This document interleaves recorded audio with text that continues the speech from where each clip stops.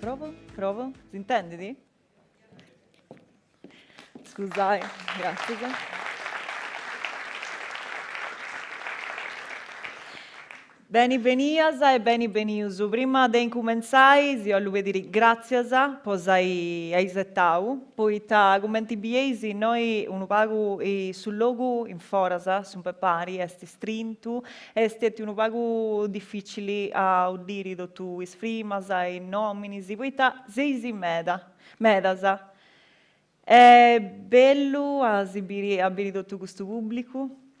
Po Mimmi, magreo vinzese po ispicciocasa e spicciocusu de ans, ca antitraballau e funti traballendi po meda, po strantajai e concordai questo festival.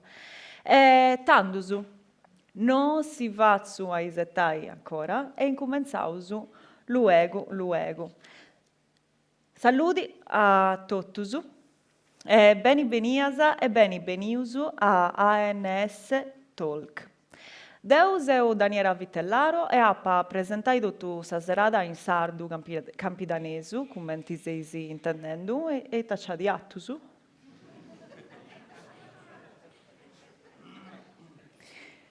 Scusami, ma come ti si intende? Di voi tadeu intendo un vago di arretumbu in suriga? Si intende, osatru su intendesi eni? Bene, meda. No, che mi biesi fando mostaccino su esti gusto, che devo intendo sa, cada ora da sta veci mia. Esatto su? Du su eiso causu? Bene, meda. Fuanendo, Deus eu Daniela Vitellaro e appa a presentai dottu sumeria in sardu campitanesu, come ti sei intendendo, e seu pregiata a meda de presentai io cannuguru custa tobiu de ans, che esti satobiu prusu abettau de ans, su de ANS, su festival ca sconcordada is faulasa, deu in arrollesu deus eo de arrolli, e naru fraulasa, mi c'ha da vessiri, scusami, penso se tutto questo su chi ci denenti, annai faulasa, ma sicuro che mi ci bessi di fraulasa. Tanto su si fuanendo, seu pregiata a meda de presentai io cannuguru su festival de ANS, ca esti faulasa, chi sconcordada is faulasa, chi pertoccanta sa Sardigna. Ca potresanu su desighiu adicarriau su centru de Aristanisi cun iscarasa, mannasa e ispantadasa e isbanderasa coloradasa e meda spreguntasa. Eita de tutto questo che si narausu est un pensamento, unu giugiu grafau in conca, unu pregiudizio o uno stereotipo. Eita si esti veru. Se su de averasa de aici o su chinanta esti frutto de una castiata all'estra.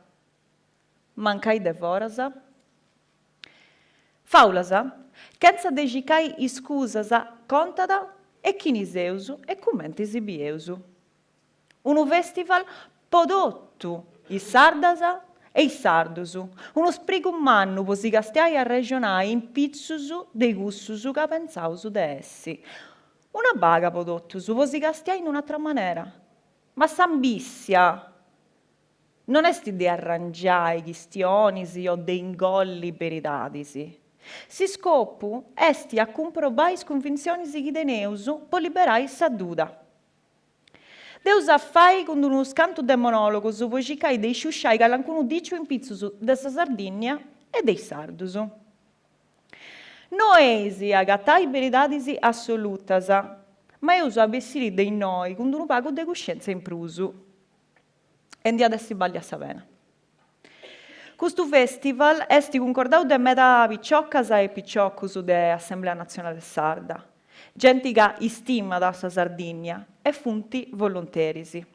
Duvain tipo de patasa de 3 annusu, con faulas ai noi aristanisi e dogna 28 di aprile in Casteddu, concordendi sa festa de sa die de sa Sardigna.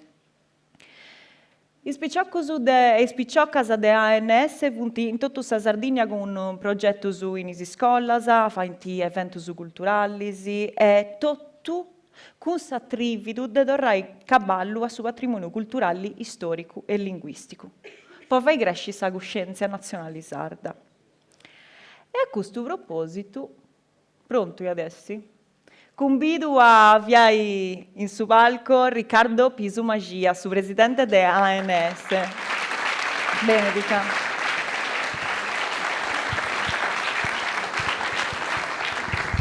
Salve a tutti, buonasera e grazie per essere in noi con noi a colare vari di questo bello zero, no? Spero che deve essere bello, no? Si usa state 3 edizioni e l'anno passato si usa gozato il talk de me da amigos che funti in noi e pure di storro grazie a isso. Commento torro grazie a tutti i partecipanti che funti in noi che hanno scelto di essere in noi, Poi tenere gusto che Assemblea Nazionale Sarda, poi nare una cosa a pizzo del nazionale, che un'amica mi ha preguntato, ma un'amica che non è sarda, mi ha preguntato, ma poi è nazionale? Nazionale ponoso o le narre de nazione sarda che è una differenza umana, no? Entre nazione e Stato. Una nazione è un popolo che tiene una propria lingua, una propria cultura, una propria tradizione, se pensa, no? E finza geografia, una geografia che da distinguere sul caso di Sardegna è chiaro questo, no? Si usa un'isola, il Laccana, sa funti gusta, non poteva sbagliare. E tanto, tornando sul discorso, grazie a chi è in noi e chi ha scelto di essere in noi, che crede avere in suo traballo che fa l'Assemblea Nazionale Sarda, che come Taponau si usa un associo, si autofinanziato, che bene di noi sta facendo un gesto importante che crede in questa cosa, che sta dimostrando che ti interessa a essere parte di questa cosa che sto facendo noi, no? Tanto grazie a sapere e un applauso pure a chi ha da fuori dare ore.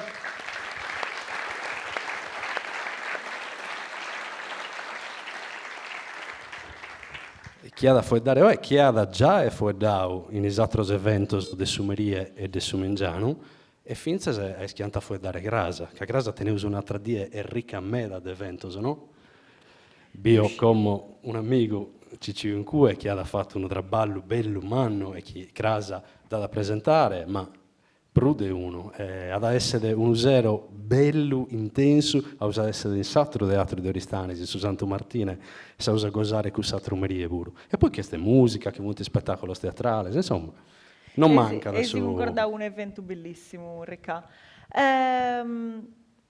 Deu, appuntendium, prima de oi, tu spicciocca e spicciocco su chi anta deppi fuedai. E ti ho fatto una varica di preguntas, non fu non di aiauso pensavo, è una cosa che mi sti venia a concamimi. E poi allogau, che alcuna cosita da che mantina wissusu. E una delle preguntas che ti ho fatto è come ti visi sa Sardegna in 20 anni? Mi ha da pragi, Riccardo, di fare questa proprio pregunta a tu, ma che sei con il suo pubblico dell'Assemblea Nazionale Sarda. Tanto, questo è un maccoso de socios dell'Assemblea Nazionale Sarda, antavofiu, poi la seconda volta mi fai da presidente di questo socio. E nero questa cosa che a poi dare come presidente, che si spera nostra, e spero di aver rappresentare tutti i soci che hanno detto questa cosa, si spera nostra, tutto il traballo che veus in sanno, non fezzi faulas, non fezzi questo evento, ma tutti gli eventi che veus in sanno, che noi siamo sprazzinati in tutta la Sardegna, che gente in Sassari, che gente in Castello, in Oristani, chiaro, in Sumandrolisai, in Dorgali, in Nugoro, e in Sudisterro pure, no? Che funti vinti di Sterrauso.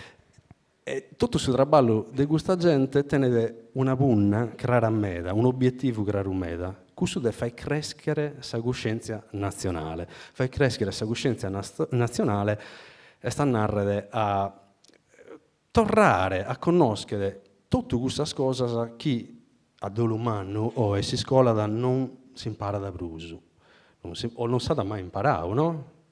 Che in Sardegna tenevo questa maniera a volte di contare noi e tutto, poi stereotipi, poi faulas, poi logos comunes, poi cose che non tengono un radicamento effettivo in sa realtà. E questo vuite, che non conoscevo bene su chi sei, non conoscevo bene la storia nostra. E una di spunna è proprio gusta. Può rispondere. Commente bio sa Sardegna intre 20 anni. Appoggiare una risposta ottimista meda. Mi ha da pregare chi o teneus os amigos de IATV e Isidoro Grazia, che avunti frades, posso che va in bonoso, no? Isso spuro, che crente in questa cosa. Che vunti isso so che vunti avendo in ripresa di questo evento.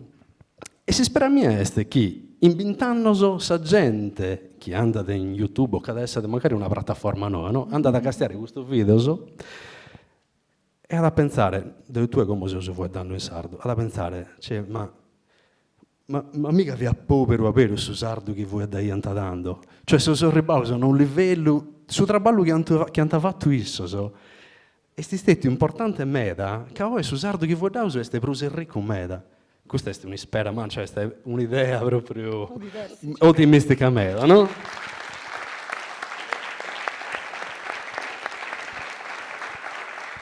Tutti gli ospiti che intervengono in to e che hanno intervenire a casa, quando dosavo sconfidato, da una ma che si vuoi dare in italiano e in sardo, che tenesi sa libertà, potete sceverare.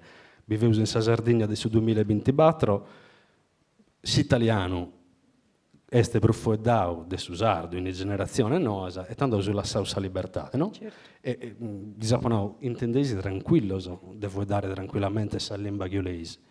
Si spera che in 20 anni tutto il traballo che si sta facendo noso dell'Assemblea Nazionale Sarda, ma vinza a associos, no?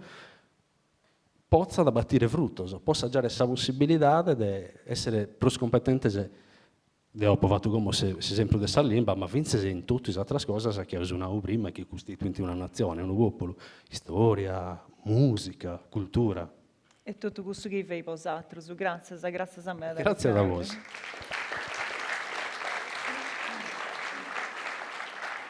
Tandusu, deu e moi pedo a sa regia de si entregai i videos, ca si srevi in tipo si fa intrai a intro de costumeria. Du si transeusu e ci du...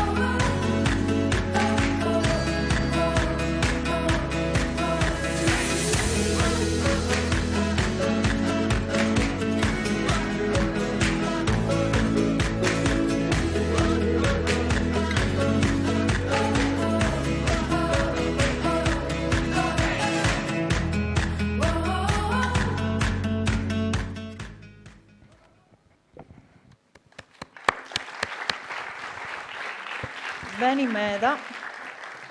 Bene, meda. Devo riconoscere che voglio stare a salutare il suo pubblico, che ho li sabarrai noi, devo presentare il suo primo che ha da pintare noi. Non sciu che ho li sigallai, che ho li sabarrai noi, che da piccao su No, buon saluto, gozaisi questo spettacolo, che si funti preparato, chiaramente, no? Funti esperto, non è che usiamo assurtimo che usiamo in strada, questa gente competente meda, iscortaeddo so bene. E si lascia, dai, cosa dici questa serata a casa ho fatto già aspettare troppo in forza. Ti sei riapposti, sì, grazie a Samela. Grazie a Samela, a tu Erika, grazie.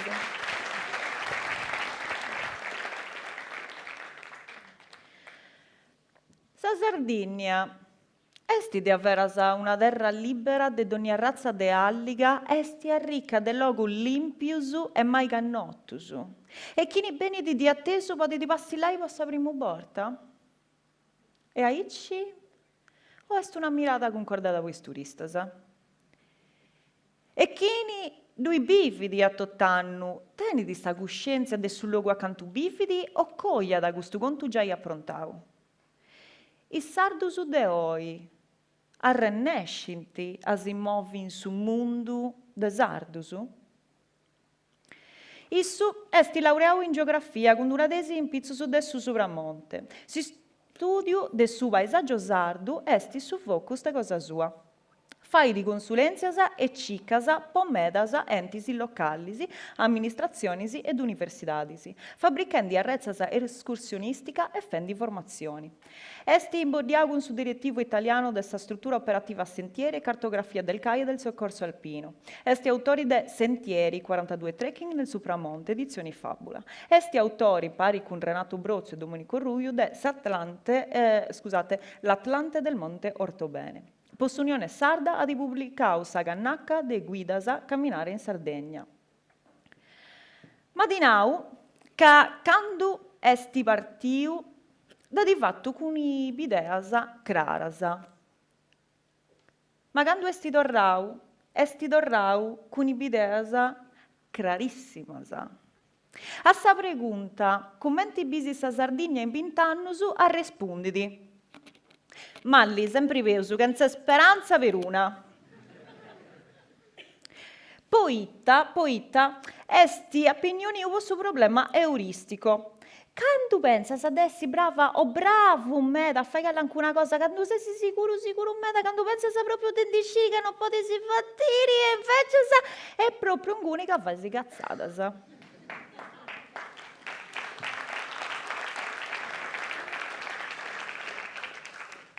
La Sardegna è una terra selvaggia e incontaminata. La Sardegna è una terra aresti e sana. Esti veritadi o adesso una paula? Si du contata, Matteo Cara.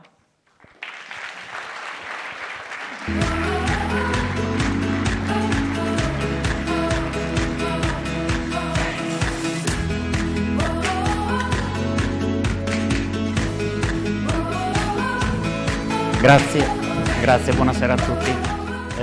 Sono molto contento di essere un fabulario qui in mezzo, quindi di raccontarvi qualche bugia. Allora, il tema è: la Sardegna è una terra incontaminata e selvaggia, ed è più o meno quello che abbiamo tutti in mente quando vediamo questa immagine qua, che poi è più o meno lo stereotipo, passatemi il termine, del continentale che viene in vacanza in Sardegna. Una spiaggia con l'acqua cristallina, usiamo un altro aggettivo stereotipato, con queste rocce lavorate dal vento che hanno delle forme particolari. Nella fattispecie siamo a Cala Napolitana, a Caprera, quindi nel nord dell'isola. Un luogo dove vorremmo essere tutti quanti e che chiaramente nei dépliant turistici noi troviamo sempre descritto come un luogo incontaminato, un luogo selvaggio, della natura selvaggia che si affaccia su queste acque cristalline, sempre per usare una narrazione stereotipata. La troviamo nei dépliant turistici questa narrazione, ma in realtà siamo molto spesso noi i primi che la facciamo. Perché se noi andiamo a frugare un po', ad esempio nei social di persone che come me sono sarde, troviamo molto spesso questi due aggettivi, come dire, diffusi a profusione in quasi tutti i post dove c'è qualcosa che apparentemente potrebbe sembrare incontaminato e selvaggio. Io mi rifarò più volte a questi due termini che sono un po' il nodo della questione. Questo prossimo posto lo conoscete tutti ed è Piscinas, sulla costa occidentale della Sardegna. E forse qualcuno di voi sa già dove sto andando a parare. E sto andando a parare in particolare su quel fiume che vediamo nella parte alta dell'immagine, cioè nel lato nord della spiaggia, che si chiama Rio Irvi. Allora, questo è uno dei posti più instagrammati di Piscinas stessa, cioè a Piscinas tutti ci vanno per le dune, questo ambiente molto delicato, straordinario, dove non si dovrebbe andare a piedi. Ovviamente voi nell'immagine vedete delle impronte, ce ne sono di cervi, ma ce ne sono anche di altri tipi di cornuti, insomma. Però ecco, al di là delle dune, nella parte alta dell'immagine trovate Rio Irvi, di cui qua adesso a mostrarvi un dettaglio. E voi troverete molto spesso su Instagram, comunque nei social e anche in alcune pubblicazioni, le immagini di questo torrente che sfocia nella costa occidentale, particolarmente suggestivo se ripreso al tramonto, con questo bel colore arancione. E naturalmente molti di voi sanno che questo torrente ha questo colore perché è pieno di sostanze cancerogene e velenose. Nella fattispecie abbiamo un vasto campionario, tra cui arsenico, cadmio, piombo, eccetera, eccetera. sono quello che arriva chiaramente da una situazione che non è naturale e che si trova più a monte, una situazione ereditata dalla gestione mineraria di questa zona. A monte c'è il cantiere di Casargiu, che è un cantiere minerario fondamentale situato tra Ingurtosu e Montevecchio, una zona ricchissima dal punto di vista metallifero, e voi, come sapete bene, quando queste sostanze vengono estratte si deve sciogliere la roccia madre in qualche modo, in gergo si dice lavarla, che sembrerebbe anche un bel termine, però sostanzialmente tutto quello che non vi serve viene sciolto con dei reagenti chimici, e questo il processo origina dei fanghi, sempre chiamati così in gergo, che sono quei cumuli di terra molto fine, velenosissima, che noi troviamo in gran parte dell'isola, nella parte mineraria chiaramente. Ecco, ma quanto è questa parte dell'isola? Qui io non li uso mai i grafici, mi scuserete, ma 2 ci servivano. Qui abbiamo una mappa aggiornata a giugno dall'ISPRA, quindi da organismi che si occupano di monitoraggio ambientale, e in questa mappa noi vediamo quelli che sono i siti di interesse nazionale per le bonifiche, cioè i siti dove lo Stato dovrebbe pagare dei soldi per mettere le cose a posto. In Sardegna ce ne sono 2, uno è il polo industriale di Porto Torres, a nord, e l'altra, quel pallocchio più in basso, è la zona che è genericamente, molto genericamente definita Sulcis Iglesiente Guspinese, cioè praticamente metà della costa sud-occidentale sarda. La cosa interessante è che i pallini dei grafici a torta che vedete qua hanno una dimensione la cui massima estensione va a 10.000 ettari, cioè dai 10.000 in su. Ma quanto è quella zona là? Quest'altro grafico ci fa capire. Qua si stimano, sempre all'interno di questo elenco dei SIN, circa 120.000 ettari contaminati, ma contaminati non vuol dire che hanno qualche sostanzina qua e là, contaminati vuol dire che hanno degli inquinanti pericolosissimi, cancerogeni, e che noi dobbiamo eliminare. Sì, siamo in prima posizione. Manca qualcosa? Sì, mancano le aree militari, dove i militari dovrebbero occuparsi delle bonifiche, e sappiamo che non lo fanno benissimo. A quanto arriveremmo se aggiungessimo quelle aree? A più di 400.000 ettari.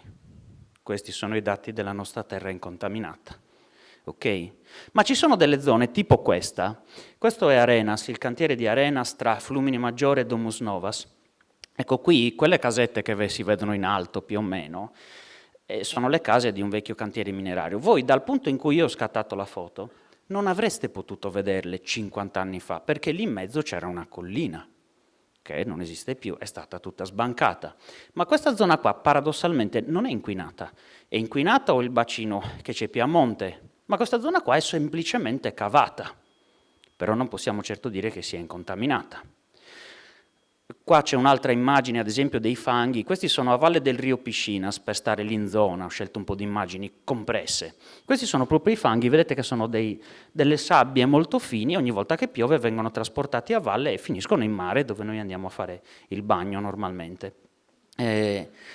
E qua invece andiamo a Porto Torres, sempre per darci un'immagine di quell'altra zona. Qua siamo a Stintino, siamo vicino alla spiaggia delle Saline, quindi luoghi famosi turisticamente, ripresi in direzione della Nurra. Le ciminiere sono un po' a sinistra, ma insomma vediamo bene come c'è anche in questo caso una coesistenza stranissima di un paesaggio naturale di fortissimo valore, come quello lagunare costiero con i fenicotteri, e poi dietro qualcosa che insomma non torna tanto con quello che ci fanno vedere come zona incontaminata. Vabbè, la parte incontaminata ce la siamo giocata. Andiamo nella parte selvaggia.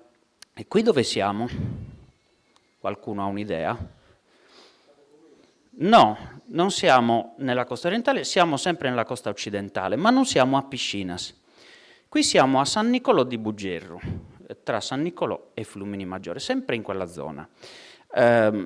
E questo è un luogo interessantissimo perché se guardiamo queste due foto a confronto, quella a sinistra è del 1954, una foto aerea, le prime foto aeree che abbiamo su tutto il territorio regionale, quella a destra è recente.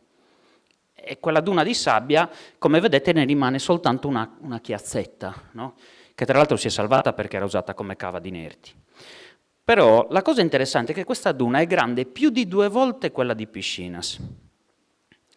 Era alta 200 metri, ben più della duna di Pilat, che è la duna più grande che abbiamo in Europa, per dirne una.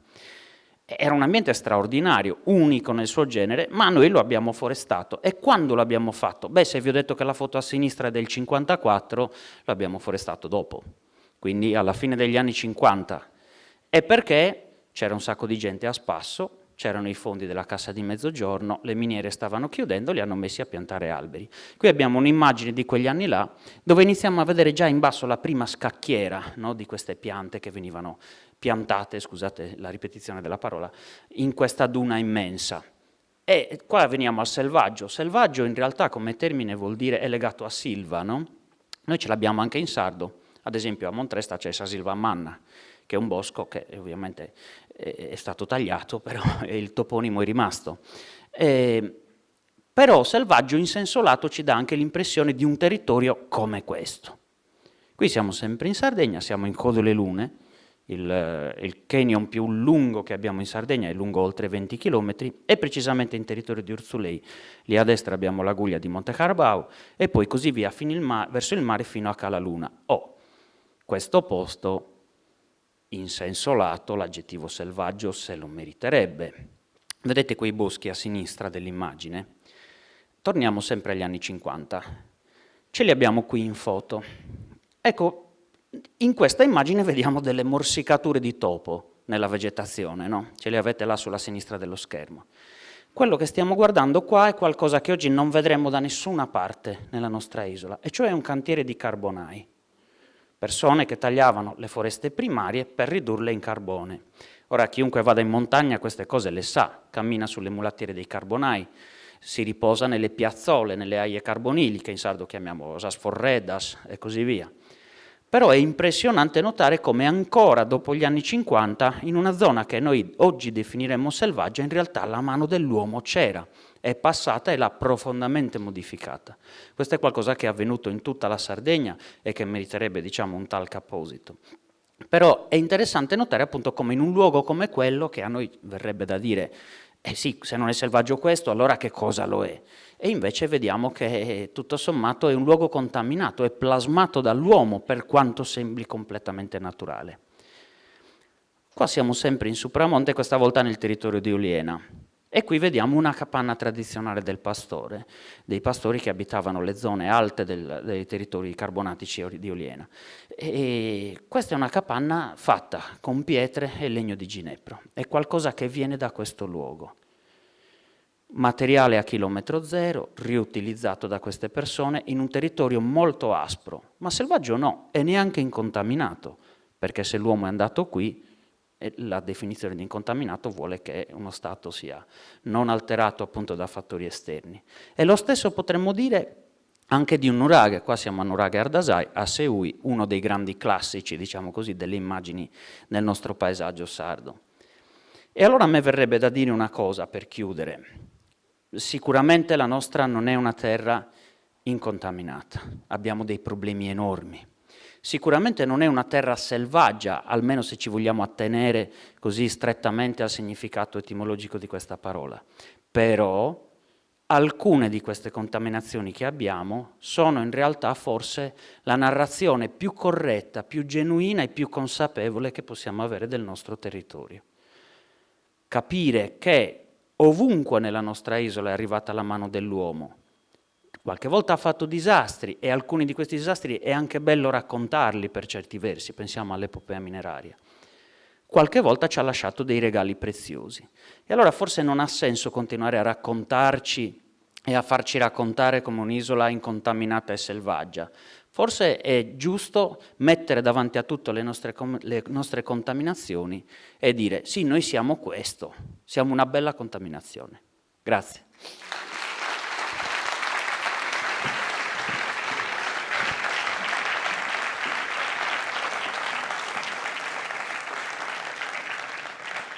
Grazie a Matteo per questo che si contau. Io ci penso sempre, quando penso a tutto questo che non si impara in queste scuole e a tutto questo che strepiri, penso che certo adesso è importante imparare la storia, la letteratura, ma la geografia. Quanti adesso è importante imparare la geografia della Sardegna perché ne vivi in Sardegna? A conoscere i punti a Riu, i serras, i spranus, i mineras. Non sciuso nulla.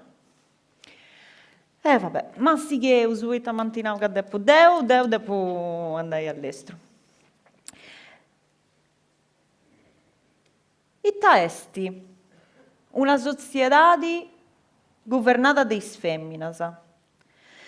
Sa presenza manna de is femminas in sa ghia de sa vita vitiana e de sa famiglia esti bastanti, po' di nai, che una società esti matriarcale.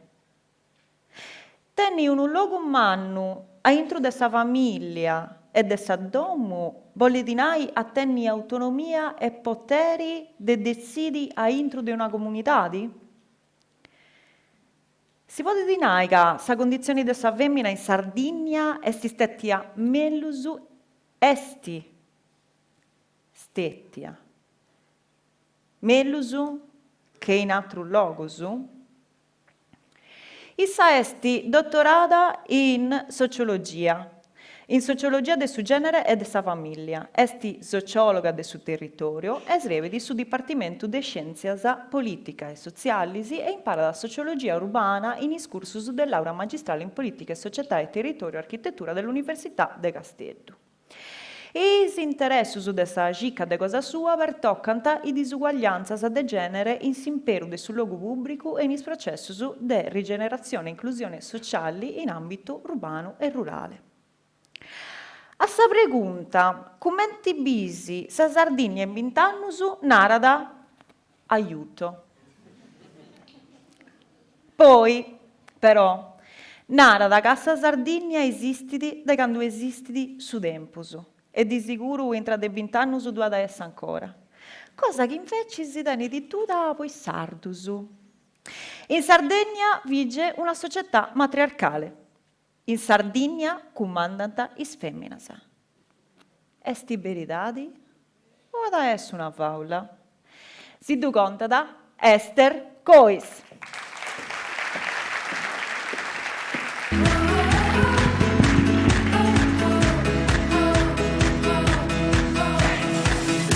Buonasera a tutti e a tutte, sono molto contenta ma anche molto spaventata. Tengo una dimoria che non si potessi manco immaginare. Perché per me parlare di matriarcato e soprattutto provare a ragionare di matriarcato in termini critici, diciamo così, è molto, anche dal punto di vista personale, destabilizzante, per molti motivi. Prima di tutto perché da donna, da sarda, da femminista, da ricercatrice, parlare di donne e potere nella mia terra, cioè in Sardegna, non è un qualsiasi tema di ricerca, è il tema di ricerca che da tutta la vita sto cercando di seguire, prima da studentessa, ma in realtà ancora prima, perché questo è un tema che mi ha sempre appassionata moltissimo. Il secondo motivo è che, di nuovo, da donna, da sarda, da femminista, da ricercatrice, quando vado in continente, è quasi inevitabile che qualsiasi sia il tema di un convegno, di una conferenza, mi si chieda di raccontare con quella curiosità, quell'eccitazione che si vede spesso, no? Negli occhi di chi vuole fare un po' di esotismo a chilometro zero, del matriarcato. Per cui mi trovo sempre un po' destabilizzata a cercare di spiegare a chi della Sardegna sa poco, e quel poco che sa spesso non è neppure particolarmente approfondito e corretto, che bisognerebbe usare le parole con molta cura quando si parla di donne e potere in Sardegna, che è quello che cercherò di fare io. Il terzo motivo è che, di nuovo, da donna, da femminista, ricercatrice e da sarda, so benissimo, sono molto consapevole di quanto il discorso, la riflessione sul matriarcato sia una sorta di nugolo di fili scoperti.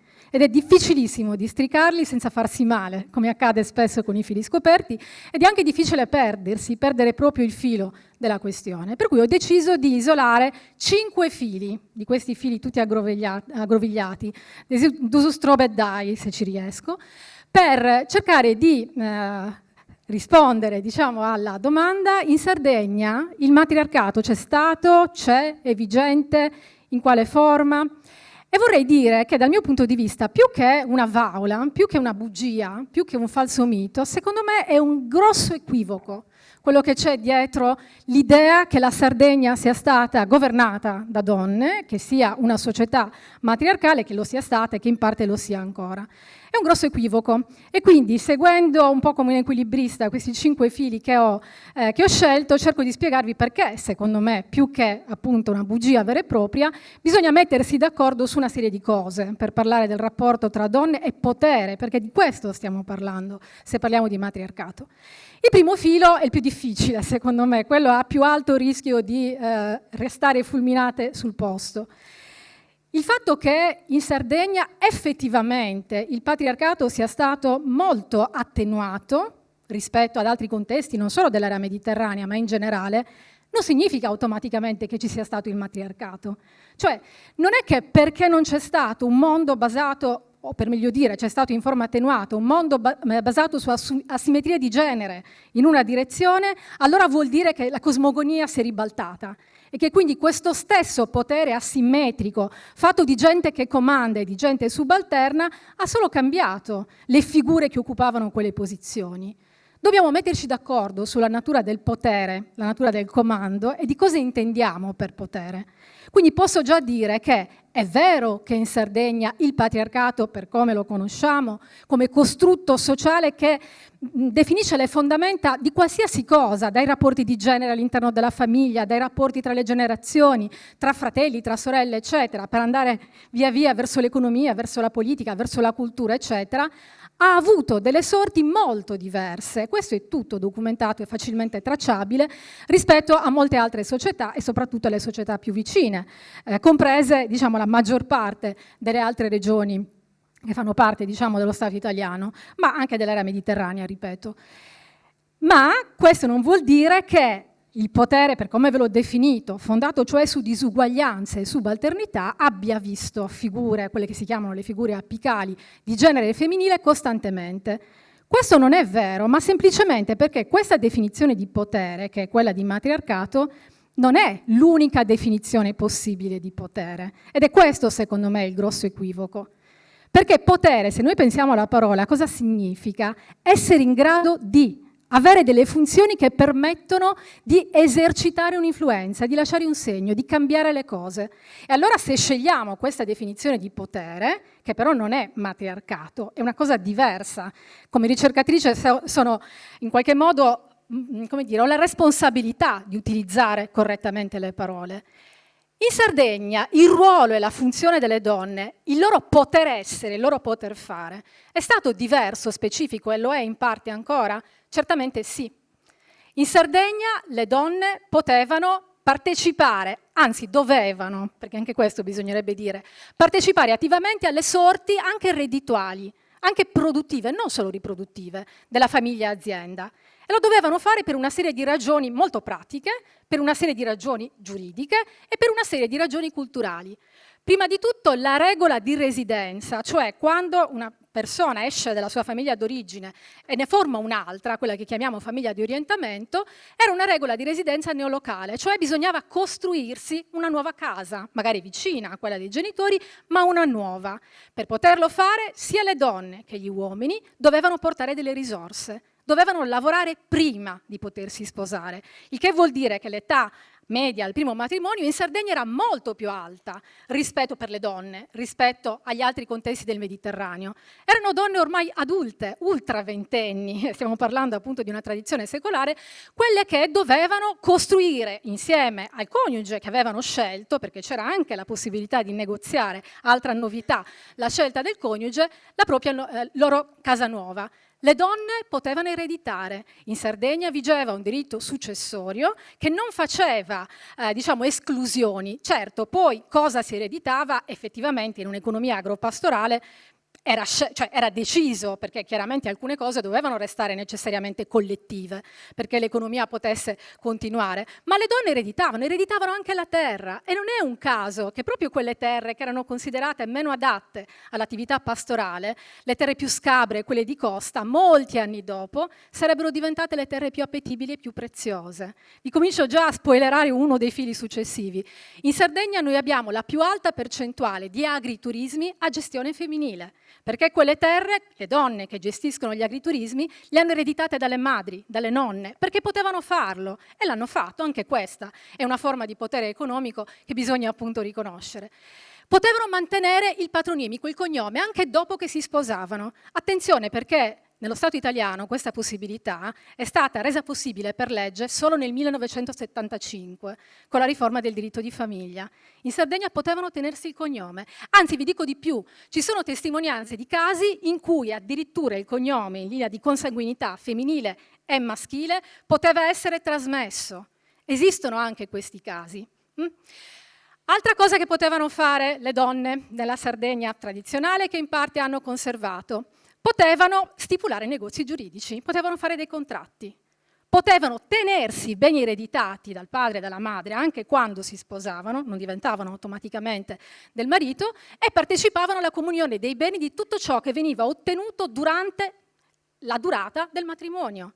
Potevano stipulare negozi giuridici, guardate che questo è fondamentale, perché significa che erano riconosciute da questo punto di vista come responsabili della possibilità di decidere non solo l'autonomia della propria famiglia, ma anche della comunità. Non esisteva il matriarcato, ma sicuramente esisteva quella che Anna Oppo ha definito l'attrazione uxorale. La matrifocalità, la gestione della parentela, il controllo della comunicazione era certamente femminile. Raffaella Dore nel 1956 pubblica un saggio che molti, di nuovo l'equivoco, hanno interpretato come una sorta di ode a un matriarcato molto discutibile, dove però con grande discrezione dice un'altra cosa che invece è molto vera.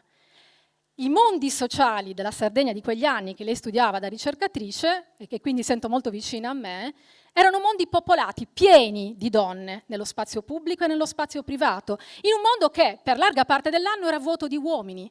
Erano le donne che contrattavano con la pubblica amministrazione, erano le donne che tenevano i rapporti non solo con i propri parenti, ma con l'intera comunità. Erano le donne che decidevano le sorti della comunità complessivamente, nella misura in cui quello era un mondo che, volenti o nolenti, dovevano popolare. E guardate che non è soltanto una questione di distinzione tra spazi pubblici o di supplenza e spazi privati, perché un'altra grande caratteristica della presenza delle donne in Sardegna è quella che viene definita da un'espressione che che in italiano non si può tradurre adeguatamente. Le donne erano mere domu, padrone di casa, che non vuol dire, ed è questa invece la cosmogonia ribaltata, che le donne appartenessero alla casa. L'appropriazione della casa era pertinenza delle donne. La casa è delle donne. La casa significa l'unità domestica, la famiglia azienda.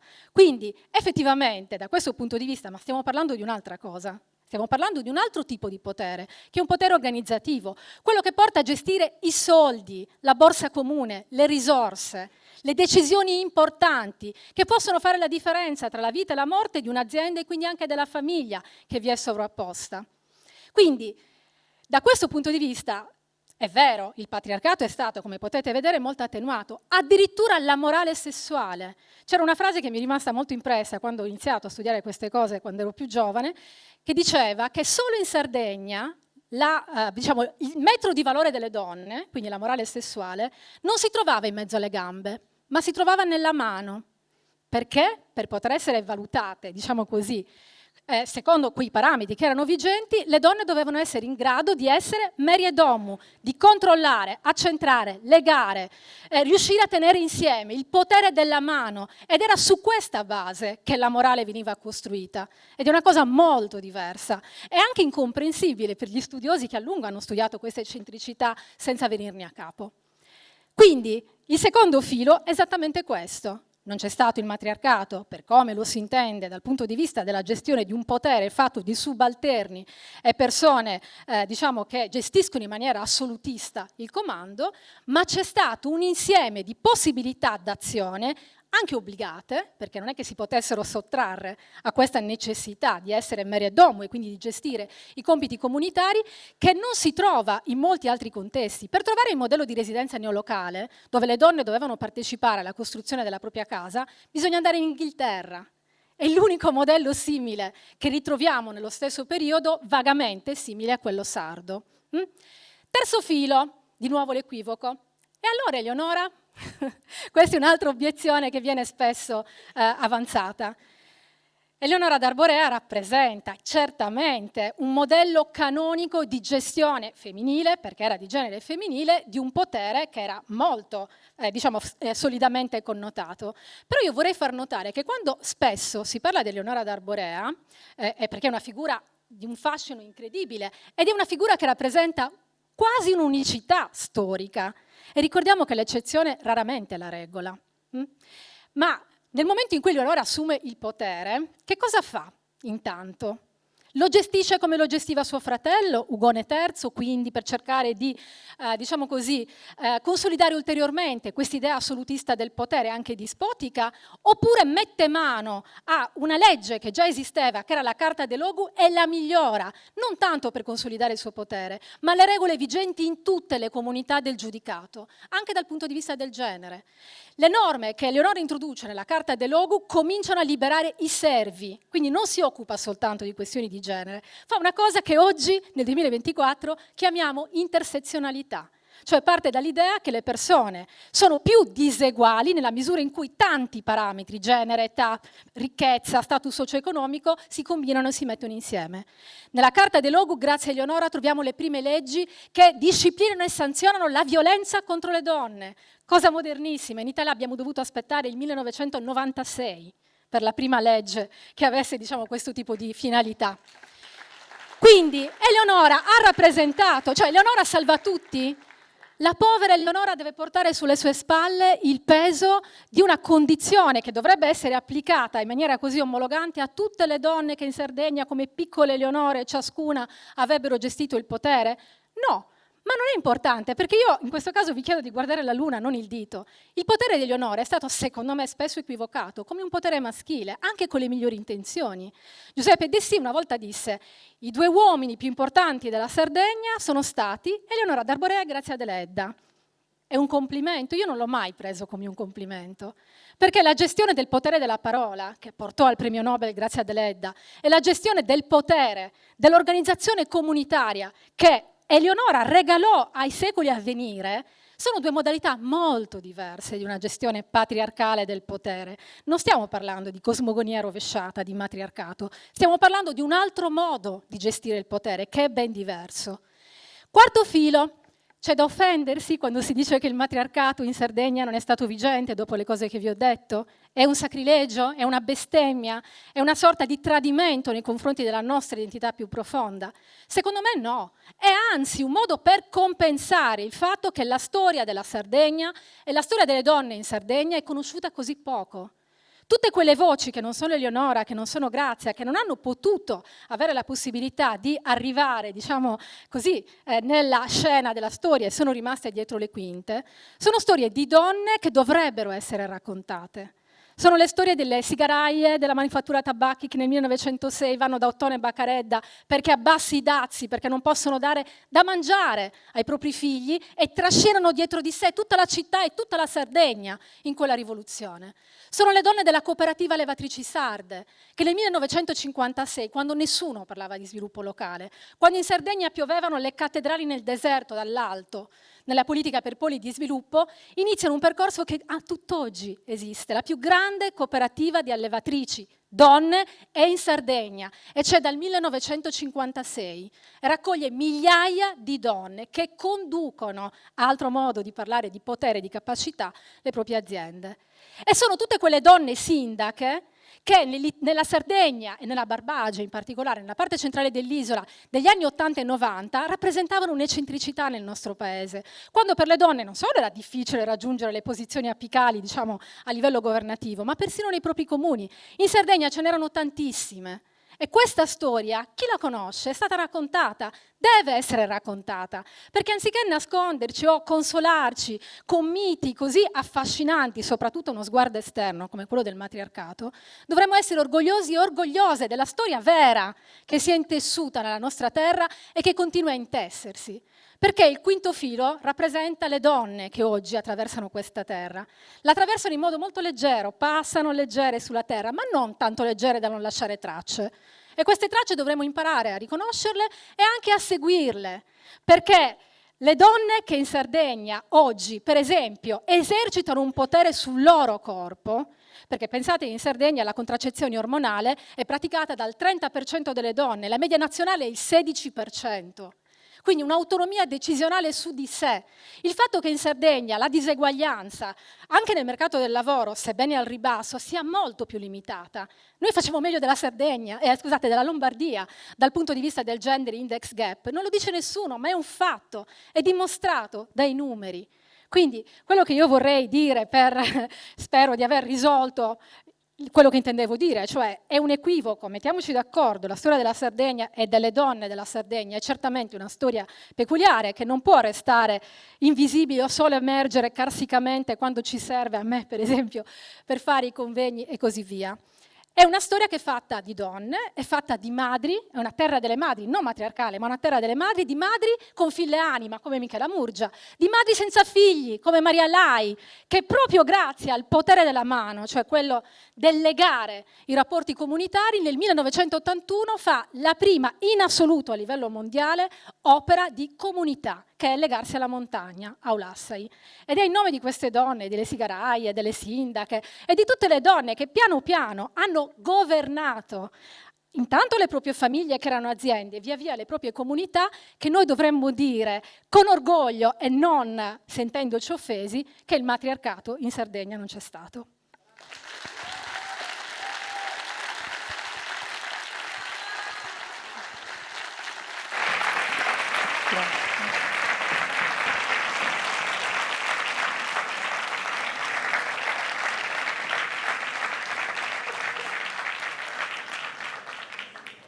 Grazie a Esther. Esther fu da in pensamento meda, fu da emozionata, ma deu dopo appuntendi un pago con su chi doppiata noi, fu sicura che sia dai imbodiao ai cimeda, poi sta veramente con su chi adinau e st'idea interessu meda. Ma andauso all'estero e sigu a presentai e presento sa fuerdadora Ghiada Penni. Su turismo bettidi sun prusu dessa ricchezza dess'isula. E sti cosa sa? C'è una cosa. Aspetta, che non pressi. Su turismo, bettidi sun prusu dessa ricchezza dess'isula? E sti cosa sapia a fundare economia in pizzo su del turismo? E sti cosa vista a volle dipende di una cosa allena, baddarina, e che in Sardegna de oi a dura da pago mesi sassannu? E sti cosa buona a mutai Sardegna in una prazza poi gioco su aperta, più che altro insistati, e che pensa da de brusu a zibendi a su turista, più che si tutto? Cantu, in nomini del turismo, si sciuscianta logusu e altre attivitadisi? Issa est studiosa e amantiosa dell'antropologia, lettora famiglia e grandu viaggiadora, e nasce a Florinasa medas annusu a innatisi, che non pessi di su wifi. Studiata intra due città, sigada e simellusu che accabinti de sattiria de vari, Tattari e Castellu. Finse se candu a barra antai scorrusu, sempre e po' sempre, forza Cagliari Castellu. Esti stetti in meda pro locusu dei gustusu che dai grettiu quando viaggiata men sul locudoru e meda prusu ai largu de cantu mai dai pozzu pensai quando via da scontu su stramusu po ciccai desarrangiai con su dinai in su periodo leggio quando studiato a tesu de uomo. A posti si dai comprendio che questa formazione de giurista da zazzata fetti per una perra a di decidio de si dedicai ai studi in antropologia, si interessa da più che altro de panorama umanus che si moventi e de dinamica coloniali si po' beffa in Torino. A sa pregunta, commenti bisi sa Sardegna in 20 anni su narada, una baglia de bentu manna meda. A dice però de non tenni slides o pintate redda, sa può aiutare in su conto. E sa da subai fetti in isfueddusu, poi ta pensa da cafuerdai a regionai sianta intra de maniera prusu de importu po comunicai. La Sardegna potrebbe vivere solo di turismo. Sa Sardegna gli da po' di bivi de turismo vetti. Ad essi veritati o est una faula? Si du conta da Luana Cau.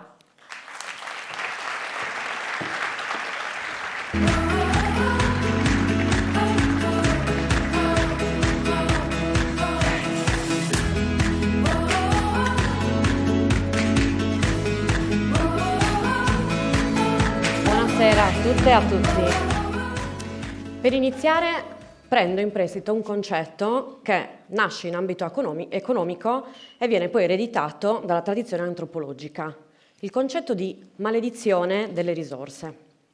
È stato ideato per definire la mala sorte dei paesi che si confrontano con il problema dell'estrattivismo aggressivo in quanto ricchi di risorse naturali utili alla produzione dei paesi terzi. Oggi lo useremo per parlare di Sardegna. Siamo maledetti? Sì, perché dalla notte dei tempi, o potremmo forse dire dalla notte dell'Aga Khan, ci viene chiesto e ci chiediamo: ma perché non diventiamo ricchi, ricchissimi, vendendo la nostra principale risorsa, la bellezza?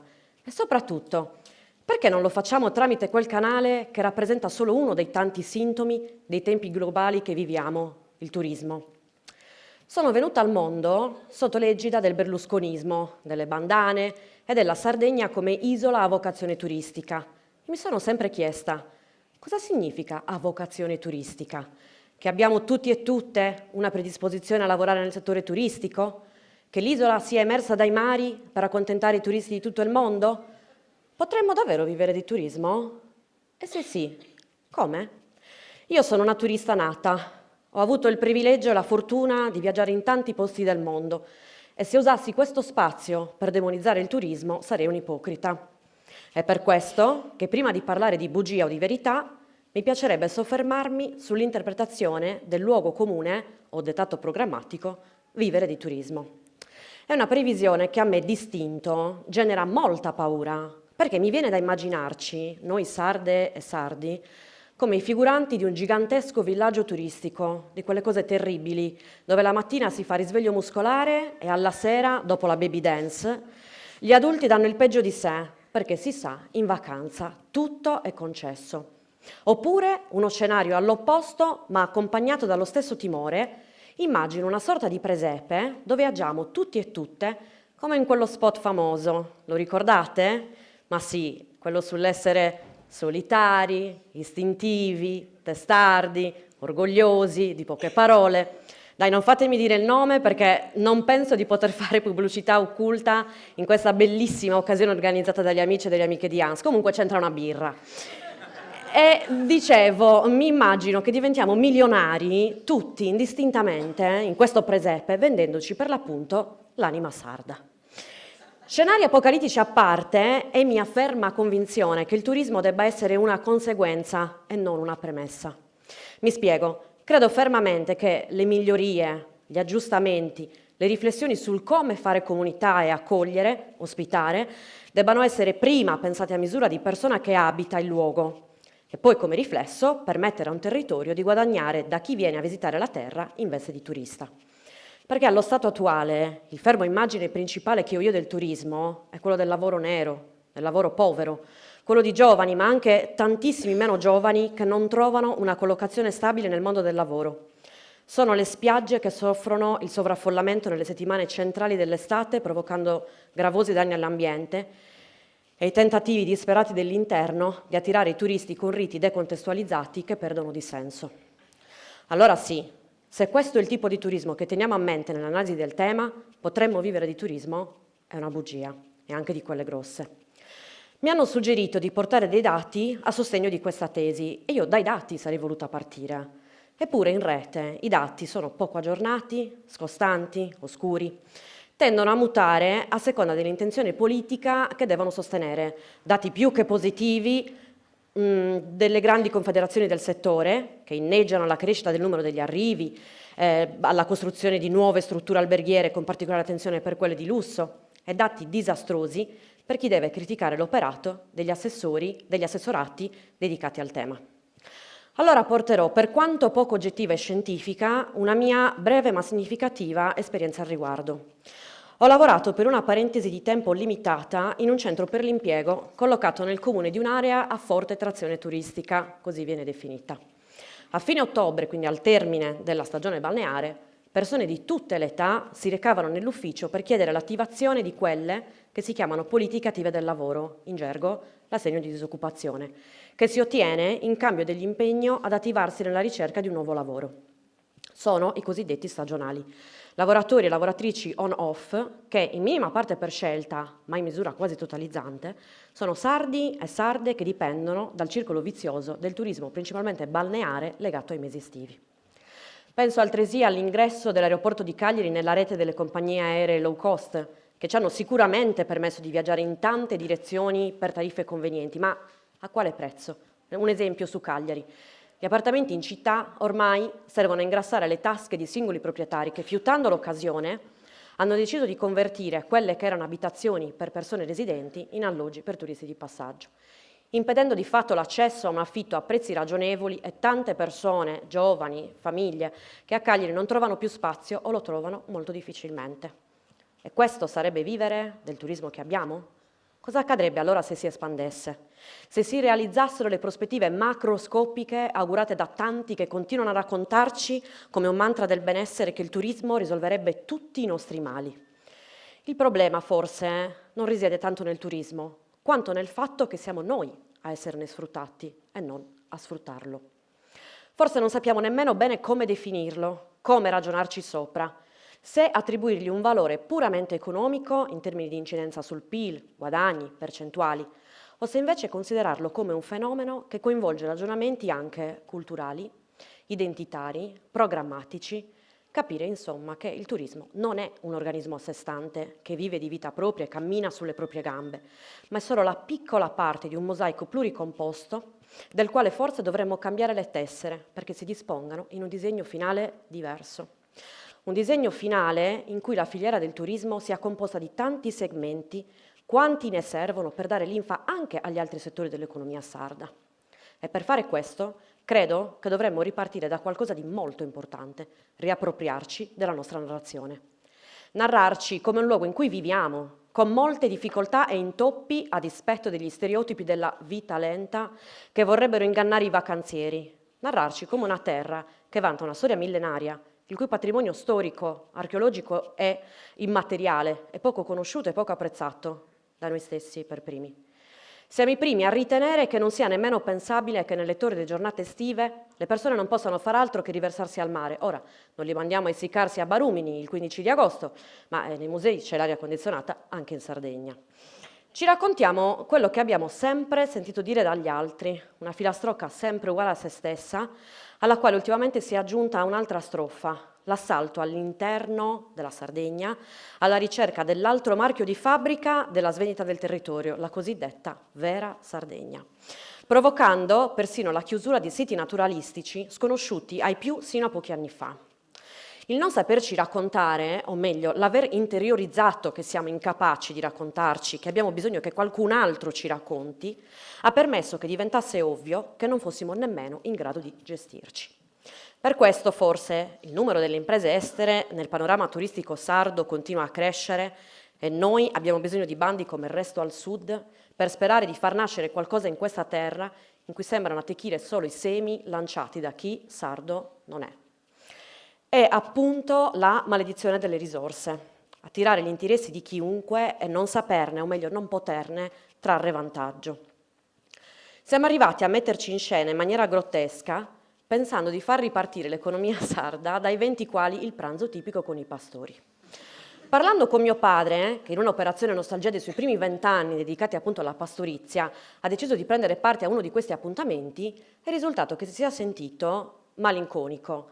Il pranzo dei pastori è un pranzo frugale, veloce, il pranzo di lavoratori che devono dedicare l'intera giornata alle fasi giornaliere della gestione del bestiame. Niente a che vedere con il pranzo luculliano somministrato. Ecco, si chiamasse pranzo con i prodotti tipici della pastorizia sarda, allora sposteremmo l'attenzione dal pastore al prodotto del lavoro, dando dignità al frutto del lavoro, mercificando ciò che nasce come merce e non il mestiere e la figura umana. Mi viene da pensare che prima di approdare al prossimo format, che so io, aperitivo durante il Sutosonzu nelle belle serate primaverili, si potrebbe cooperare per far sì che la pastorizia entri nel circuito turistico con i prodotti del territorio serviti nelle strutture ricettive. È un'idea, io di mestiere non faccio politica, io studio ciò che accade intorno a me da una prospettiva antropologica, che significa mettere in stretta connessione gli eventi umani con il proposito di capire quali, delle interazioni tra i vari livelli e attori della scena stanno impedendo un ragionamento collettivo e proficuo, in grado di comportare un benessere, va da sé, anche economico. Ma perché il benessere economico sia reale, deve essere sorretto da una riflessione importante. Che turismo vogliamo offrire?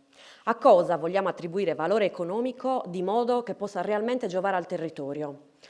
O vogliamo continuare a credere che far pagare il ticket per le spiagge a numero chiuso sia un modello di sostenibilità che concretizza la vocazione turistica? È il momento di dirvi se sono venuta qua a sostenere che la Sardegna potrebbe vivere di turismo sia una faula o una veridade. Però, siccome amo ragionare, vi intrattengo ancora solo un attimo e pongo un altro quesito. La domanda è: ma la Sardegna vorrebbe vivere di turismo? Se la Sardegna è un'isola a vocazione turistica, i sardi e le sarde, qual è la loro vocazione? Chi viene in Sardegna a trascorrere il tempo libero noi non lo possiamo scegliere. Non possiamo mettere un test di selezione all'ingresso per accogliere solo i viaggiatori e lasciare fuori quelli che io chiamo turistanti e vacanzieri della Costa Smeralda. Insomma, il destinatario dei servizi che vogliamo o non vogliamo offrire non è una nostra scelta. Ma sicuramente possiamo scegliere chi noi vogliamo essere in questo panorama in movimento. Che ruolo vogliamo giocare? Vivere del lavoro, vivere con dignità del lavoro che si svolge è molto diverso che vivere di turismo, che è un'espressione brutta, avvilente, che ci riduce a bestie in una gabbia che aspettano che il pagante di turno acquisti il biglietto per poterci sfamare. Proviamo allora a dirla così. I sardi che abitano la Sardegna potrebbero trarre guadagno, tra gli altri, anche del lavoro inserito in un contesto turistico, perché il turismo in sé non è un lavoro, è uno dei possibili utenti finali del lavoro, che esiste perché noi esistiamo tutto l'anno, anche quando qui non arriva nessuno, perché i patron delle vacanze estive chiudono ville, discoteche, ristoranti super lusso. E noi qui, che aspettiamo la stagione estiva non tanto per il bel tempo, ma per sperare che il patron di turno ci scelga come ultimo piccolo ingranaggio di un macchinario di cui nemmeno sappiamo dove si trovi la sala di gestione. Allora, facciamo ingresso nella sala operativa, facciamo cooperativa, diventiamo consapevoli del nostro territorio, dei nostri riti, dell'opportunità di vivere immersi in una biodiversità che permette di stare nella natura 12 mesi all'anno, ma facciamolo per noi, per avere maggiori strumenti per difendere le nostre cause, per non sentirci più inferiori, subalterni, per non essere sempre quelli che vivono di sussidi e aspettano di essere guidati. E se poi diventiamo bravi anche a generare valore economico senza venderci l'identità, senza diventare i figuranti di noi stessi per racimolare qualche spicciolo, allora ben venga far pagare le competenze, le risorse, le maestranze, l'intrattenimento. Facciamoci sentire per il potenziamento strutturale a nostro uso e consumo, che la Sardegna è una bilancia che finirà per riversarsi su se stessa se sui piatti continuiamo a mettere da una parte la desolazione e lo spopolamento e dall'altra il sovraffollamento dei litorali. Mettiamola così: che la Sardegna potrebbe vivere di turismo è una grande faula, che la Sardegna dovrebbe vivere di turismo è una faula ancora più grande, che i sardi possano e debbano vivere dei proventi generati dal proprio lavoro, anche legato a dinamiche turistiche, questa è sicuramente una veridade. Ripartiamo da qui, dalla dignità del lavoro e dal rispetto della nostra identità. Su queste basi costruiamo il resto. Grazie.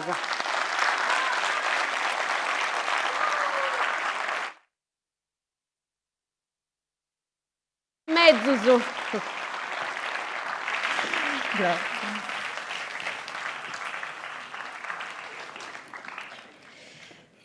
Grazie Luana. Tanto nosu seus lompius a sa primavera de stato più de costumeria e tavareisi? Beni? Beni meda. E tavares, indi seis scinendo pagu pagu? Oh, no, melus a barrai. Ah, bella, c'è ancora tutta quest'altra berra. Tandus, questo moi est s'ora podorrai grazias. Questa è podorrai grazias a e faula, e sinaru deuga a faula, questo festival, o cannu, teniti vostra prima porta su patrocinio del suo comune di Aristanisi. Poi anzi, fai di tutto con i volontari, si assistete a una cosa aggradessi a meta.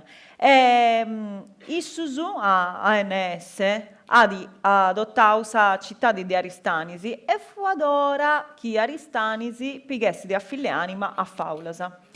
Grazie a amministrazioni, prusu che a totusu, a su sindico Massimiliano Sanna, a assessore a sa cultura Luca Faedda, a Roberta Fais e a totusu is uffiziusu che santi aiutau a concordare su festival. Grazie a Deu Pedro Brageni.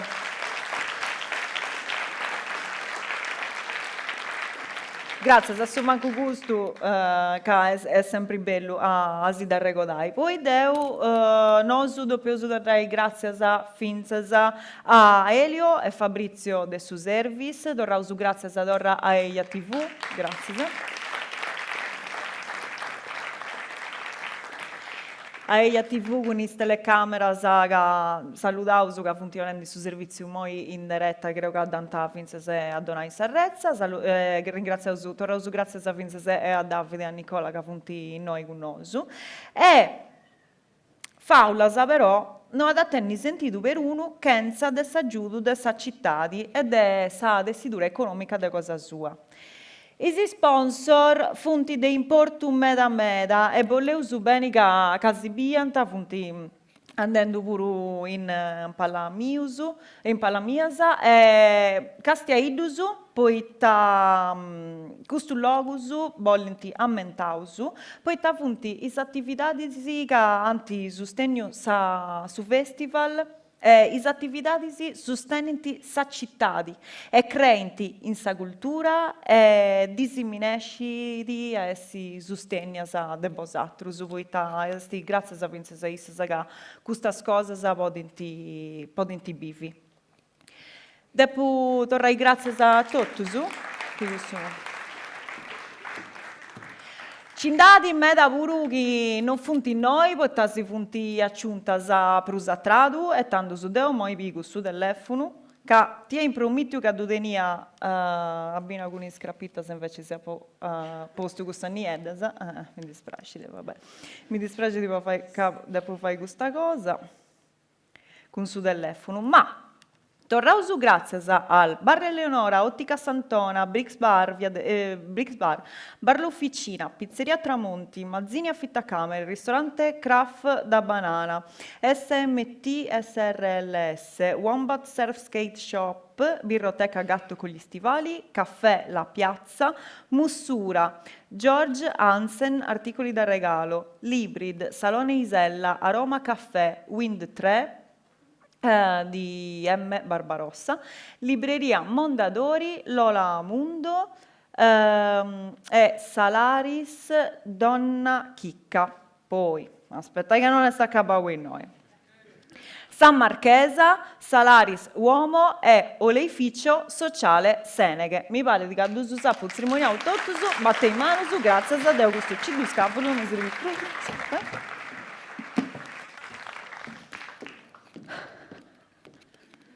Benimeda. Narausu, sì. Grazie ai gustusu è possibile a fare questo festival che in colle di cultura in città. E quest'anno, faulasa però, zesti superata. Ci funti momentus voi prospetticusu, performance, mesas ad undas con convidausu internazionalisi, influencer commenti de Fabrizio BBP, sa musica de Bandito, su documentario de Marco Luzzu, in pizzusu de Limbas de Minoria, sa musica de Forlock e de Raffaele Puglia, e su finale Mannu con sa presentata de su disco nou de Arrogalla. Inzando su Sibedu, che non si potesse perdere su concerto del testa e tutto su Meria che si abbettendo con crasi, ma c'ha di de Sighiri e a Cabaioi, dando su Sigheusu e si presento su monologo chi ada a Sighiri. Imbodia da differenti processi de comprendonio e de immovidas, in sulla da ragionamento e tocca da scirifai beni scontus all'estero. Aiuta a refinare tecnicas di osservazione e a essi a passus a insertare i commenti antapandai cosas, a forti da sogu e sa musica e sul ritmo. A rechiedi di attenzioni, finzas a innantisi de insidus differentisi e a forti da autocontrollo emotivo.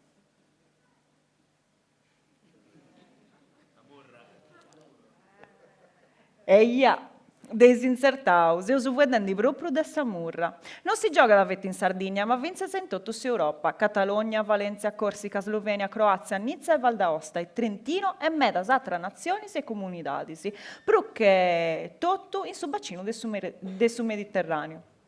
Scisi, canto altre cose sono scisi?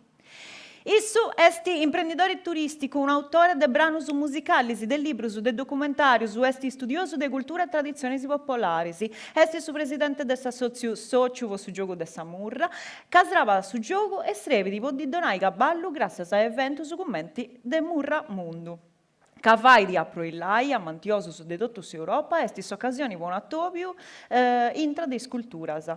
Intra de medas cosas di traballau po promovi su callu de grabittu, che grazie a s'impegno de cosa sua anda di fatto intrai a regolas igienicas aganti permittiu de ben di questo prodotto. A sa pregunta, commenti bisi sa Sardigna entra de 20 anni su narada.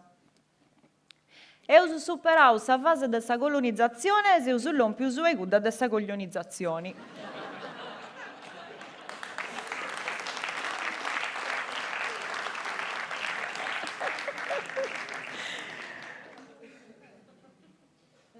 Ma esti ottimista de natura, e narada ca s'arroda esti girendi, e cadottus indi podeus sapiri de su poderi e de sa frozza cadeneusu.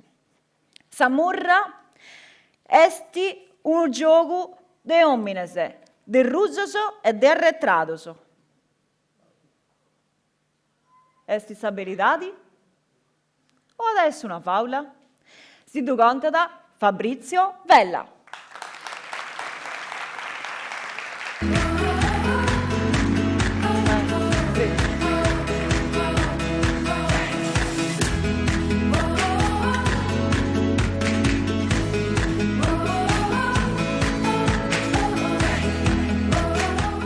Intendete?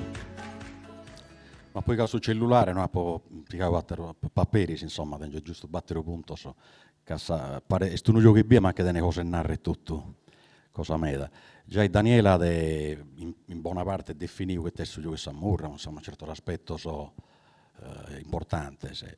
Pochino non dischi di este sempre, poi si imparano spurdiche e tocca a incertare. Due giocatori giocano e devono gettare lo spurdiche e tocca ad incertare questa addizione in sostanza. È un gioco che vuole meda a psicologia, intuito, tocca a studiare l'avversario, è un gioco ma è in parte per un sport, poiché chi hanno saputo sul giocatore di Murra quando finire di giocare è straco, è suorau, che vuole sa carena pure può giocare, è gena oche. Io, quando fui in università, pidio Samurra, si sempre giocava a Samurra, tutto vari, per in castello, post festa. E ho osservato da Samurra sa bellezza, sa teatralità, sa musicalità, su fatto che è una limba, si impara sa limba, noi stiamo come a te lo gioco, che magari non si impara sa limba. È interessante vedere su fatto che Samurra sarda tiene un standard. Che andiamo a vedere uno de capelloso, de capisusu, impara da narrare 5, narra da chimbe, non era 5, cimbe, cimbi, come te accattavamo in Sardegna, o battero, si era battero, non si era 4. È diciamo, un standard naturale, insomma, che è questi standard. E uno di tutti la Sardegna, questo si gioca a tutto vari, è un gioco non solo dei pastori, giocano impiegati, insegnanti e tutto. Quindi partendo da questo aspetto di Samurra, è bella, teatrale, musicale, identitaria, come si narra, abbiamo pensato, poi non gli diamo dignità, non gli diamo uno dritto su. E io ho fatto una chirca, io fui studente in giurisprudenza, ho fatto una chirca in università, che in questo fine giurista, un docente, Paolo Cozza, e abbiamo saccato questa soluzione proprio giuridica, sono andato in questura, se vice quest'ore, abbiamo allegato, se vice quest'ore subito manderà una castagna, come eravamo in da una faula, no? È un gioco d'azzardo. Ho detto no, non è un gioco d'azzardo, perché questo gioco d'azzardo tiene due caratteristiche, salea e sta ponedinare. Quindi noi non possiamo ordinare, sale a noi esisti, di poiché chi ne gioca da Samurra, chi ne gioca a Samurra, binchede, in bidda abbiamo stento 6 anni in filate pari, abbiamo vinto sempre questo re di sedilo, Puzzolo manca, 2 campiones. E quindi abbiamo cercato una soluzione, abbiamo posto un regolamento, arbitro e tutto sui serbidi, per un incontro del pugilato. Questo è un gioco proibito, vedo non rischi in area gioco d'azzardo, e sta bene questo è gioco proibito, vedete che questa tabella che è su 31, quindi è abbastanza beccia. E sa questione del suo gioco grezzo, violento, no? Un gioco grezzo, violento e pomines. Grezzo può essere per il grezzo vuoi testare su un gioco del suo popolo. Questo è un gioco del suo popolo.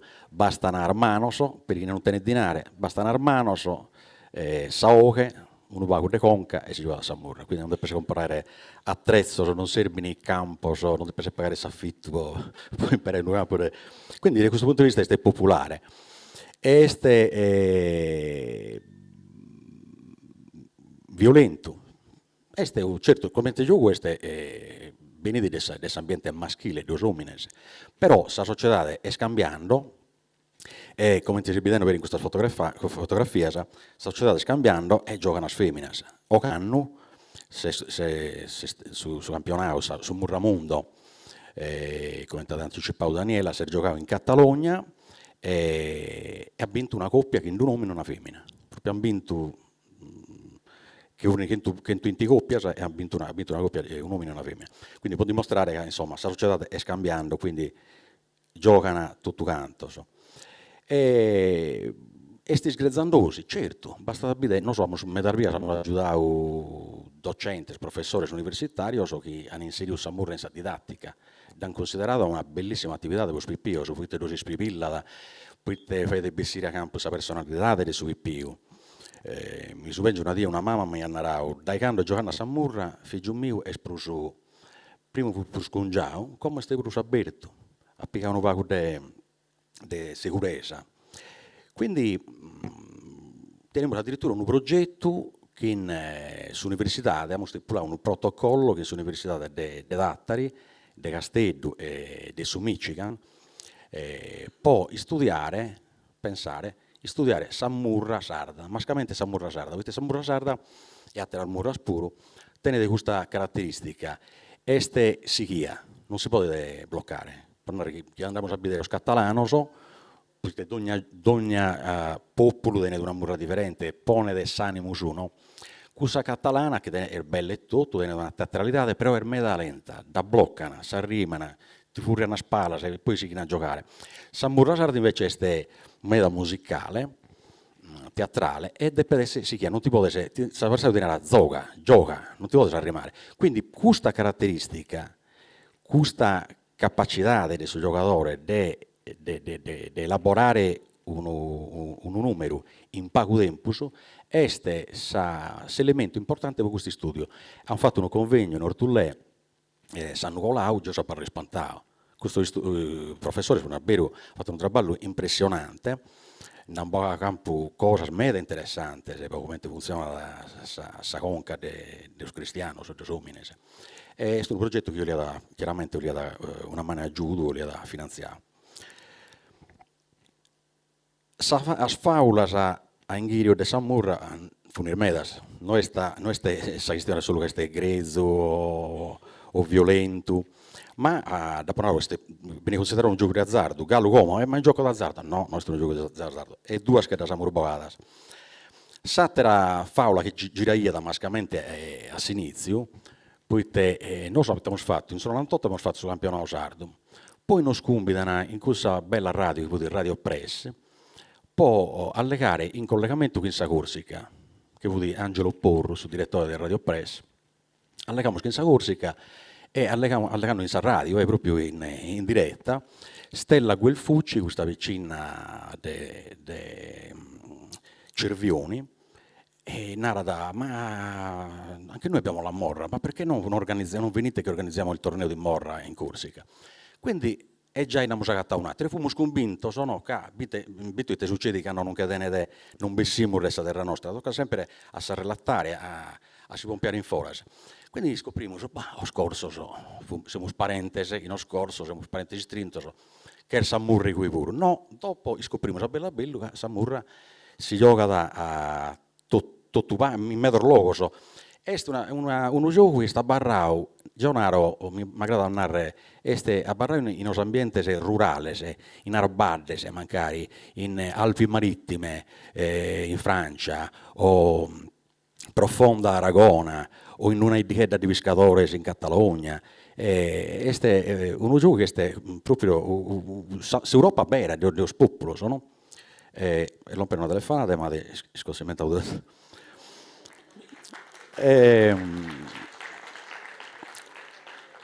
Quindi abbiamo scoperto come siamo che in Murramundo, che abbiamo fatto in 2013, come siamo a 30 realtà, popoli o varie regioni del submediterraneo occidentale. È una cosa bellissima. Murramundo non è agonistico come su campionato, però è davvero un attovio tra popoli e culture, no?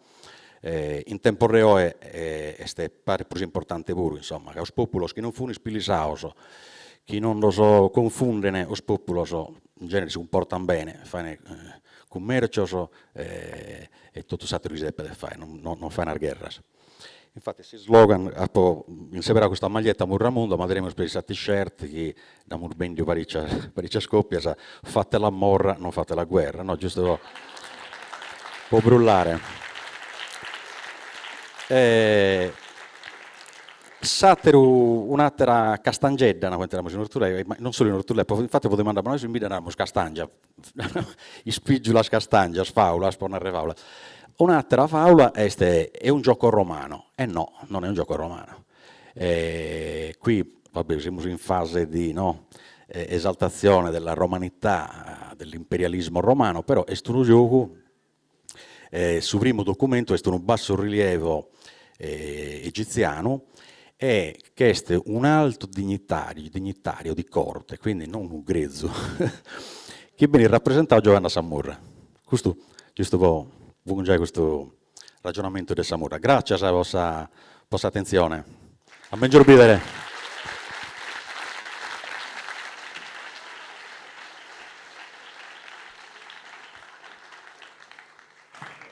Grazie a Fabrizio. Devo disisfazzo a Ici, quando siamo in cui disisfazzo. Vi capite questo applauso? Dopo tutto questo sono i punti e non si dubica questo applauso. Tandusu. Sigheusu poita doppeusu Sighiri e c'ha di un pago depressi. Devo dare grazie a Fabrizio, dei Sigannotu e Sigannotu questo che ha di now, ma io fai una surre cose, insomma, cioè si deve fare una trasmissione e c'è in pizzo da Fabrizio Vella, non fa ma vabbè, questo è un altro conto. Sigheusu. Considerausu attrattori bobivi logusu de Roma in susu. Non meda poi opportunità veras cadenti, talladas a misura bonosu, ma i diciusu o luoghi comuni. Assumatessi sa Sardigna esti sul luogo di interesse vostro mari, ma senza di opportunitadis.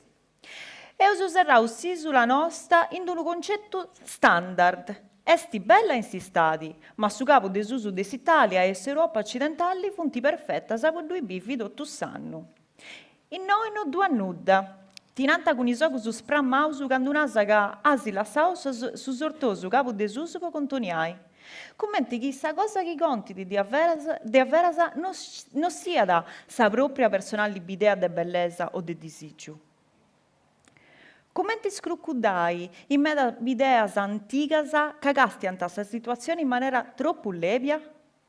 E esti sa qualità di dessa vita che non sa vita che si scioperada appustisi di hai fatto considerazioni proprias e avistas?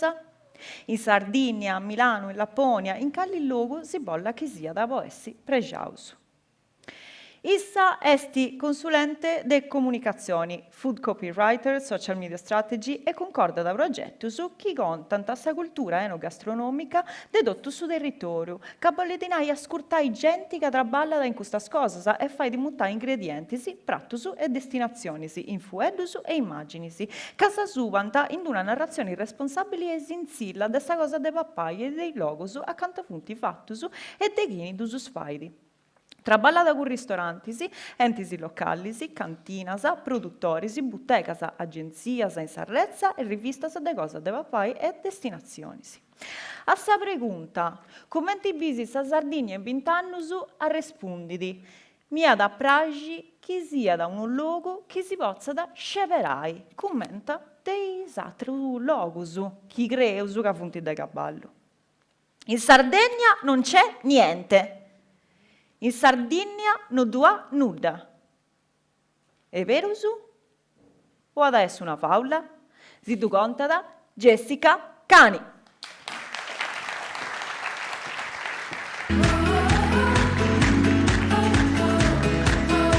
Buonasera a tutti.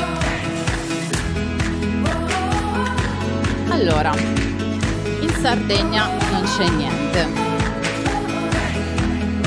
Questa frase me la sono ripetuta tante volte, l'ho pensata e l'ho ripensata.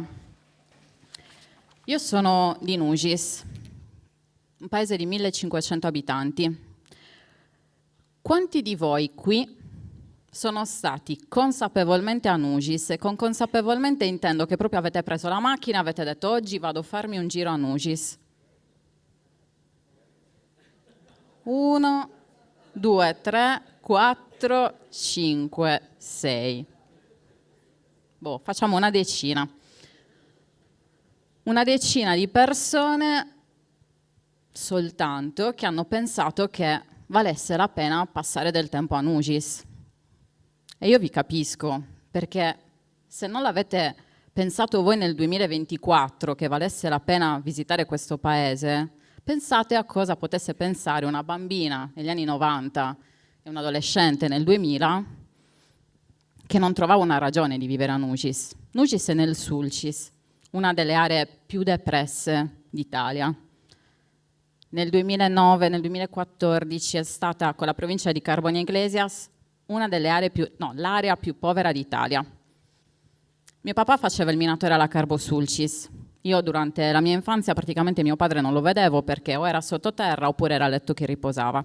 Quindi sono cresciuta con mia madre, santa donna che ha fatto sì che io potessi essere quello che sono oggi, ma aveva una educazione un po' rigida. Quindi crescere con una mamma particolarmente rigida in un paese come Nugis, dove non c'era niente da fare, non era semplicissimo. Quindi speravo sempre di crescere, non vedo l'ora di essere grande, non vedo l'ora di andare via da qua. Sono andata a Carbonia a fare il liceo classico e io a Carbonia non mi ci trovavo. E quindi poi ho scelto l'università. Lingua e comunicazione a Cagliari. Lingua e comunicazione perché volevo fare la giornalista e io lì ho studiato economia, statistica, diritto, psicologia, sociologia, musica, cinema. Sì, c'era anche un laboratorio di giornalismo. Questa Cagliari non mi stava dando niente, a Cagliari non c'è niente, non riesco a trovare soddisfazione in questo luogo. Quindi che faccio? Parto, non vedevo l'ora di andarmene. Ci ho messo 5 anni e mezzo a finire la triennale perché mi faceva schifo tutto e non trovavo una motivazione per stare qua, però non avevo ancora i soldi per partire. Poi mi sono laureata e finalmente sono riuscita a partire. In Sardegna non c'è niente, me ne vado e non torno mai più. Questo è quello che mi sono detta. E sono partita, 5 anni fuori, dal 2012 al 2017, e sono stata a Madrid, a Portsmouth, a Firenze, a Siviglia, a Milano, a Bologna e a Verona. 7 città in 5 anni. Bello, finalmente stavo facendo la vita che volevo, ero sempre in giro, non mi fermavo mai, la gente mi diceva fantastico, cioè vedrai un sacco di cose, bellissimo. Sì, stavo facendo quello che volevo, però la realtà è che non ero felice, a me non andava bene neanche quello, c'era qualcosa che strideva, continuavo a girare, a cercare, però non capivo che cosa non andasse. Poi nel frattempo tornavo in Sardegna in vacanza e non era brutta la Sardegna, c'era bellina, non tornavo soltanto d'estate, che d'estate era bellissima, tornavo anche d'inverno e mi piaceva parecchio. E quindi continuavo a sentire questo senso di vuoto dentro che non riuscivo a spiegarmi, finché un giorno, 1 anno e mezzo prima di decidere di partire, mi stavo per trasferire a Bologna per fare il master e sono scoppiata a piangere davanti ai miei genitori che mi stavano per accompagnare in aeroporto e lì ho visto per la prima e ultima volta mio padre piangere, cioè non è che l'ho visto perché poi si è nascosto, l'ho sentito. E mentre piangeva ha detto una frase che è stata come una luce che illuminava una stanza buia. Ha detto: questa non è vita, che ci stava per un padre che comunque non ha mai preso un aereo nella sua vita, cioè sono il suo esatto opposto. Lui non mi vedeva mai e quella non era vita. Ma cos'è la vita? E lì ho iniziato a chiedermi quale fosse il problema. Il problema è che non riuscivo a stare da nessuna parte. Continuavo a viaggiare, cercare, alla ricerca di case, cose, persone, ambizioni, lavori, però nulla di questo mi appagava, perché avevo perso il focus. Avevo perso la motivazione del perché io avevo iniziato a viaggiare così tanto, che mi piace ancora, perché penso che siamo senza radici, quindi viaggiare, conoscere è bellissimo. Però anche fermarsi è bellissimo. Stare significa conoscersi e capire qual è veramente il nostro scopo e che cosa vogliamo fare veramente. E il punto è che io per tutto il tempo non riuscivo a stare a Bologna, Firenze, Cagliari, Sure, Savurca perché niente corrispondeva al mio focus. Dov'è che era iniziato tutto? Volevo fare la giornalista, volevo scrivere. Scrivere era quello che mi piaceva, raccontare. E io non lo stavo facendo.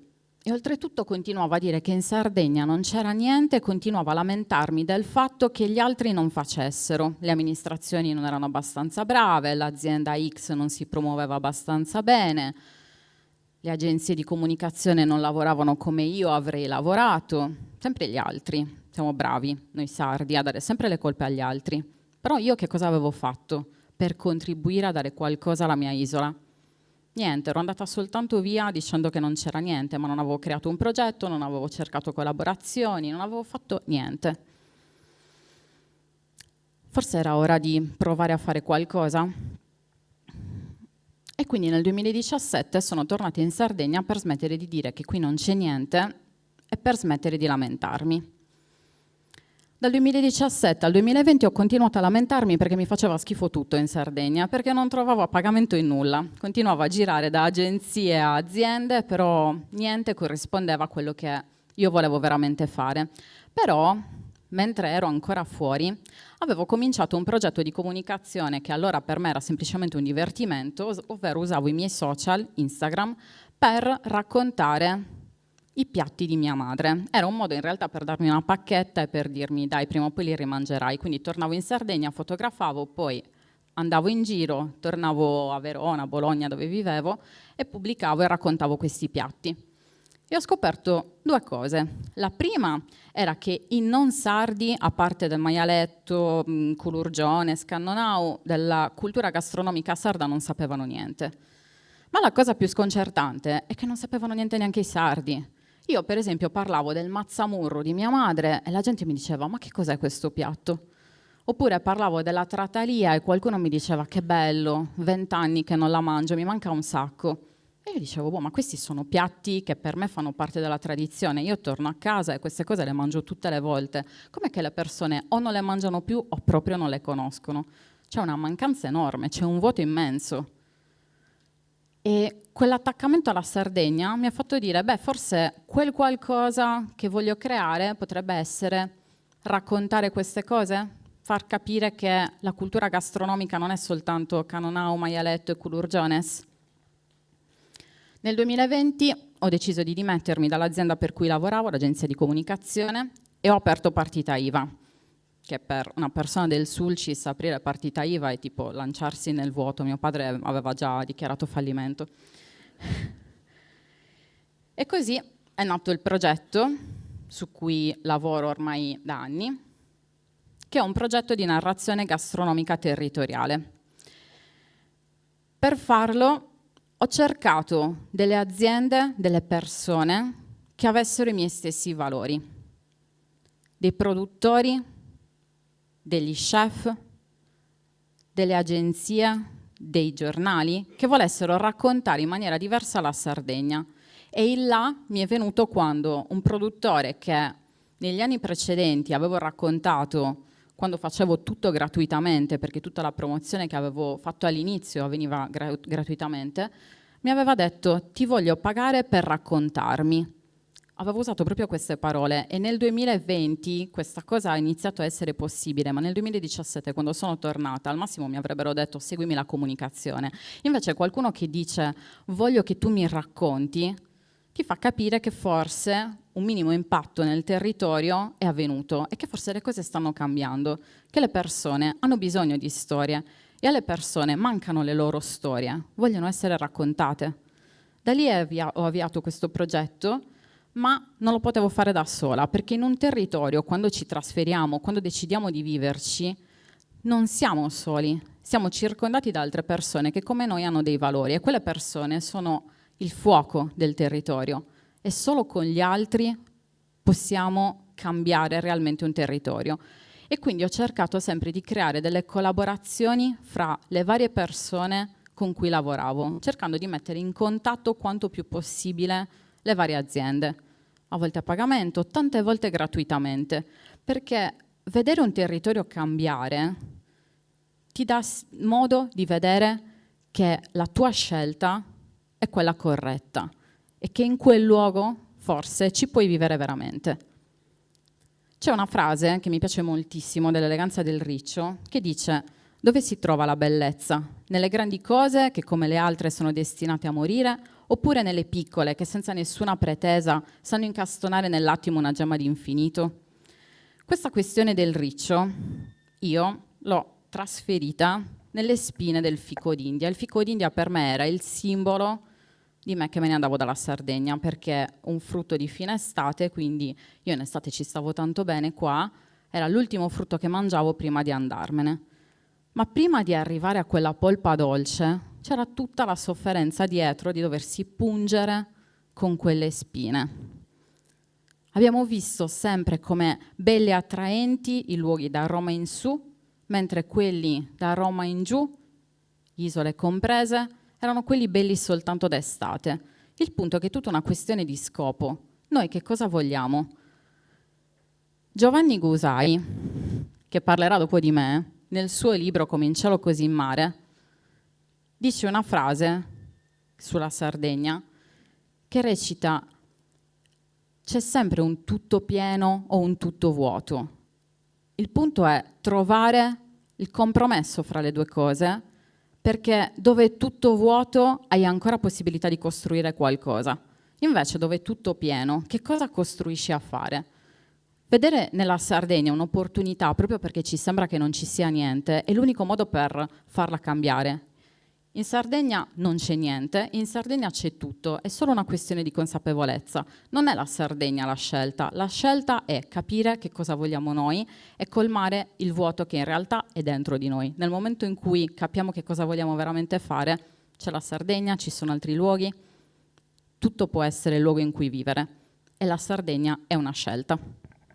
Grazie.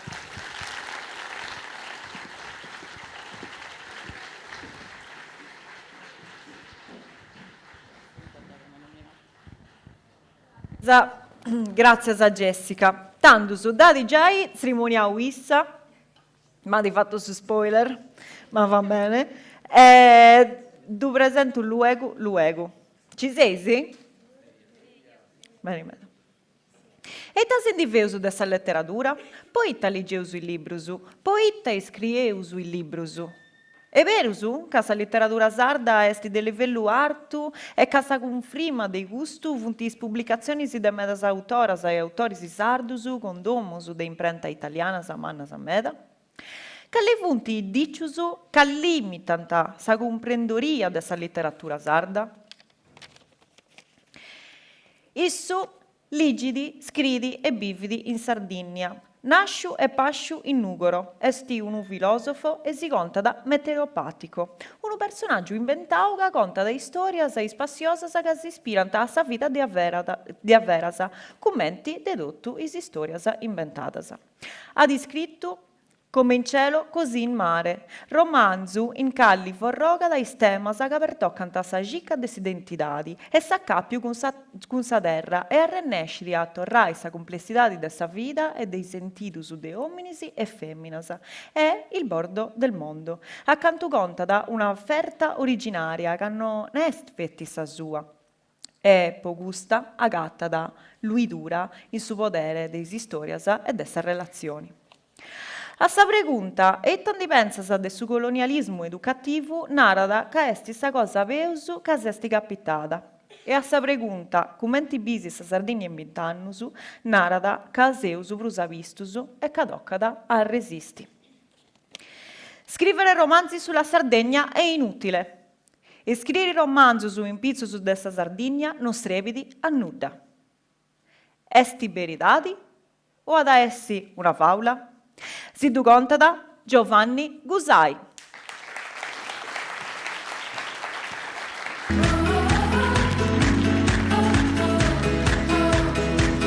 Buonasera a tutti e tutte, grazie.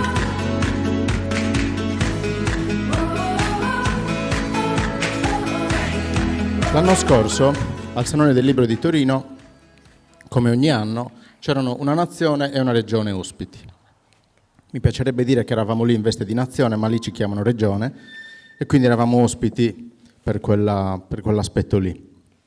La nazione era l'Albania, se ve lo state chiedendo.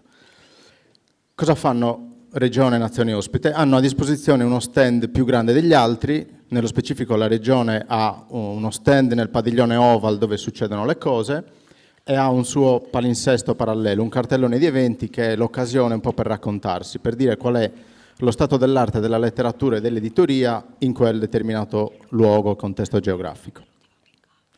Io ero lì come nuova voce della narrativa contemporanea sarda. C'era una tavola rotonda, insieme a me altri 5-6 fra autori e autrici e un moderatore che faceva la stessa domanda e poi rispondevamo a turno. Mi pare fosse l'ultima domanda, a un certo punto gli prende il marzullianismo: sei sardo perché scrivi o scrivi perché sei sardo? Che voleva dire in qualche modo, ma tu sviluppi la tua coscienza nazionale per il gesto intellettuale che fai, oppure con il tuo gesto intellettuale contribuisci alla creazione di una coscienza nazionale? Non so se avesse consapevolezza di questa cosa, però a un certo punto noi abbiamo risposto per quella cosa lì. E mentre lui formulava la domanda nella forma semplice, a me è balenata la risposta, che poi suonava forse a effetto, però in realtà era molto spontanea, perché derivava da una serie di ragionamenti fatti da molti altri e molte altre prima di me, una fra tutte Michela Murgia, e l'ho condensata e quando toccava a me rispondere, prima di fare un'argomentazione de gabbale, come diciamo a Nuoro, fatta un po' con cura, ho detto: io probabilmente, se non fossi sardo neppure scriverei. E poi gliel'ho spiegata. Tutti i pensieri che si sono condensati prima di quella risposta sono il fondamento delle poche cose che cerco di condividere oggi. Intanto io non so se effettivamente sia un pregiudizio, un luogo comune pensare che scrivere romanzi sulla Sardegna sia inutile. Forse è più un preconcetto, un dubbio, davvero un luogo comune il porsi la domanda se effettivamente la letteratura serva a qualcosa, se generi utile, se sia utile davvero. E poi da qui forse partirei per dirvi le altre cose che penso sui romanzi sulla Sardegna. La letteratura secondo me serve ad andare da qualche parte, a essere condotti da qualche parte. E l'unica domanda che a me sembra sensata, che sembra sensato rivolgere a qualcuno che ha appena finito di leggere un romanzo è: dove sei stato? Dove sei stata? Poi non è che gliela rivolgo perché sembro matto che gli chiedo, cioè è lì a fianco che legge il libro. Però profondamente il cambiamento è davvero di spostamento. Cioè un buon libro a un certo punto ti conduce verso un angolino di anima, di mente, di umanità, e ti fa dire, io quel dolore preciso, specifico, una volta l'ho sentito. Io quella guerra non l'ho combattuta, però probabilmente mi sarei sentito così. E quell'amore finito probabilmente mi avrebbe fatto quel dolore lì.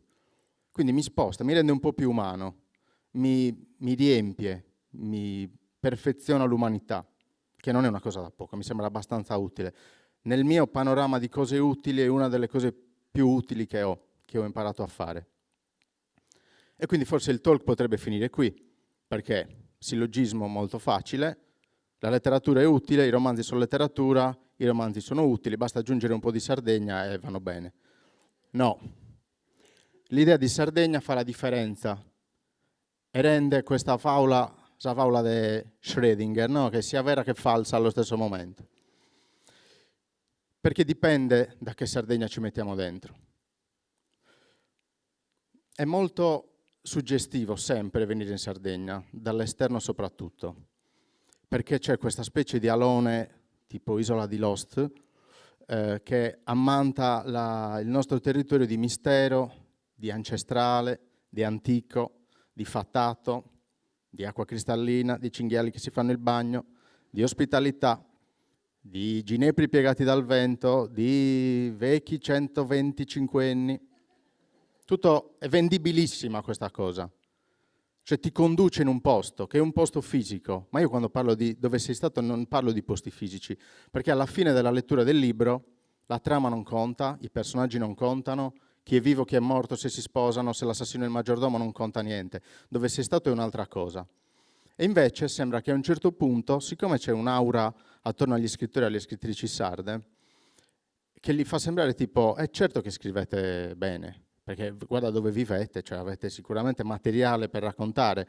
Sottintendono che abbiamo probabilmente un parente latitante, una nonna che sa una formula magica per guarire, viviamo in un bosco dove le Llanas ci portano il miele per fare le cevade e così via.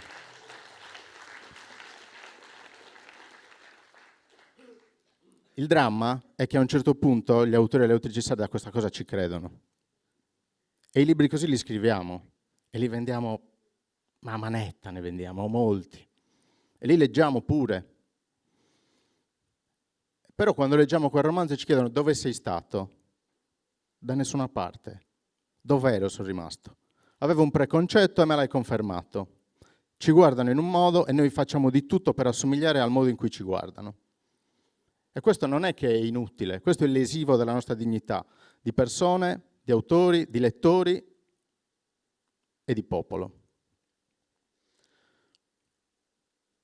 Soprattutto quella Sardegna lì, che è quella che raccontano già dall'esterno, non è vera, lo sappiamo, qua ne ridiamo, lo sappiamo perché abbiamo più militari stranieri che banditi, più antidepressivi che formule magiche, bambini che non vanno più a scuola, siccità devastante, slot machine, alcolismo, violenza in crescendo.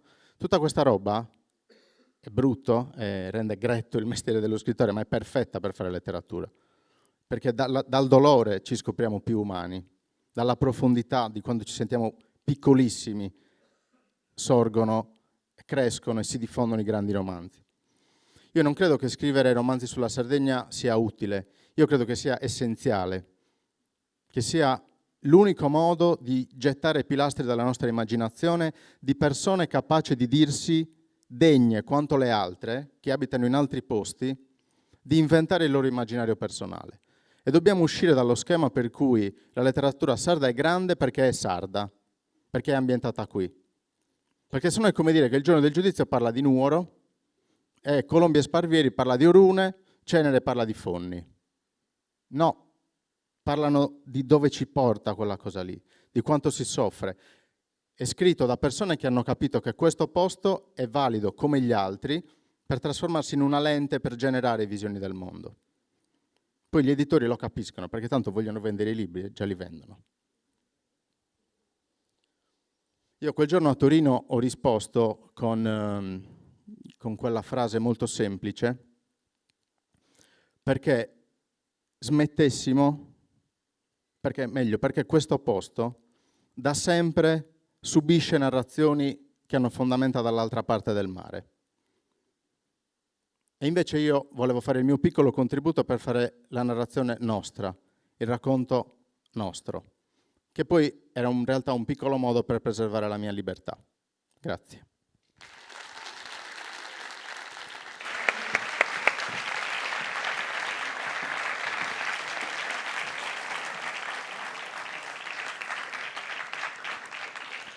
Grazie a me a Giovanni Gusai. Questo vuole l'ultimo talk che eisi a intendi no testa, poi il prossimo tocca aspettare sanno chienidi, spero bene. Mantinau dessi l'estra e tanto su accabau. Ciao a tutti, no. Non è vero, si commenti prima mi sei scarescia da mandare su video che srebi tipo contai tutto questo che sta succedendo, poi piacere mandai su video che scuso mi scuditi. E che questo video si...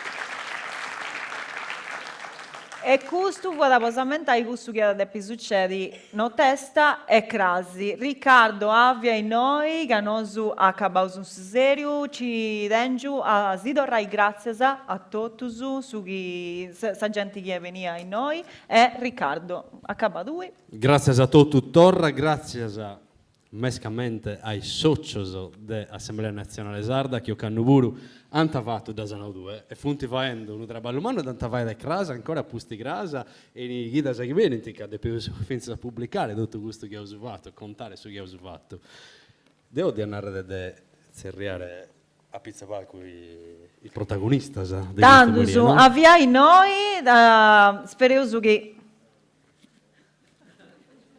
signore, dai, non siete timidi. Ci vedo se spassato, dai se già va. Grazie a Esther Cois, grazie a Jessica Cani, grazie a Fabrizio Vella, grazie a Matteo Cara e grazie a Luana Cau e a Giovanni Gusai, che ha punti stetti su, bravissima, è bravissimo su.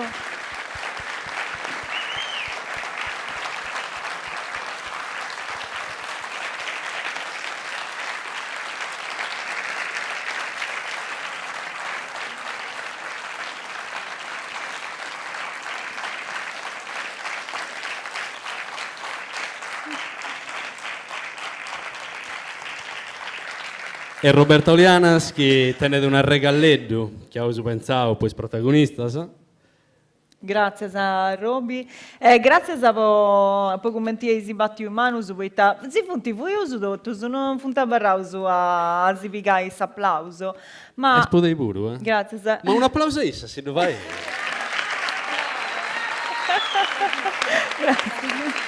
Che via da Dischi quando decidi vai tornare a fare le faule, a cano, ci verrà ristani, anda bene.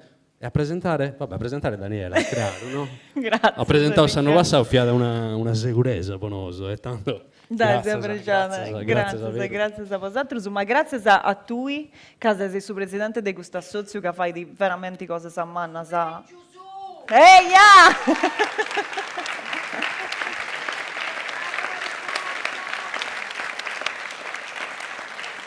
Una cosa d'importo, grazie.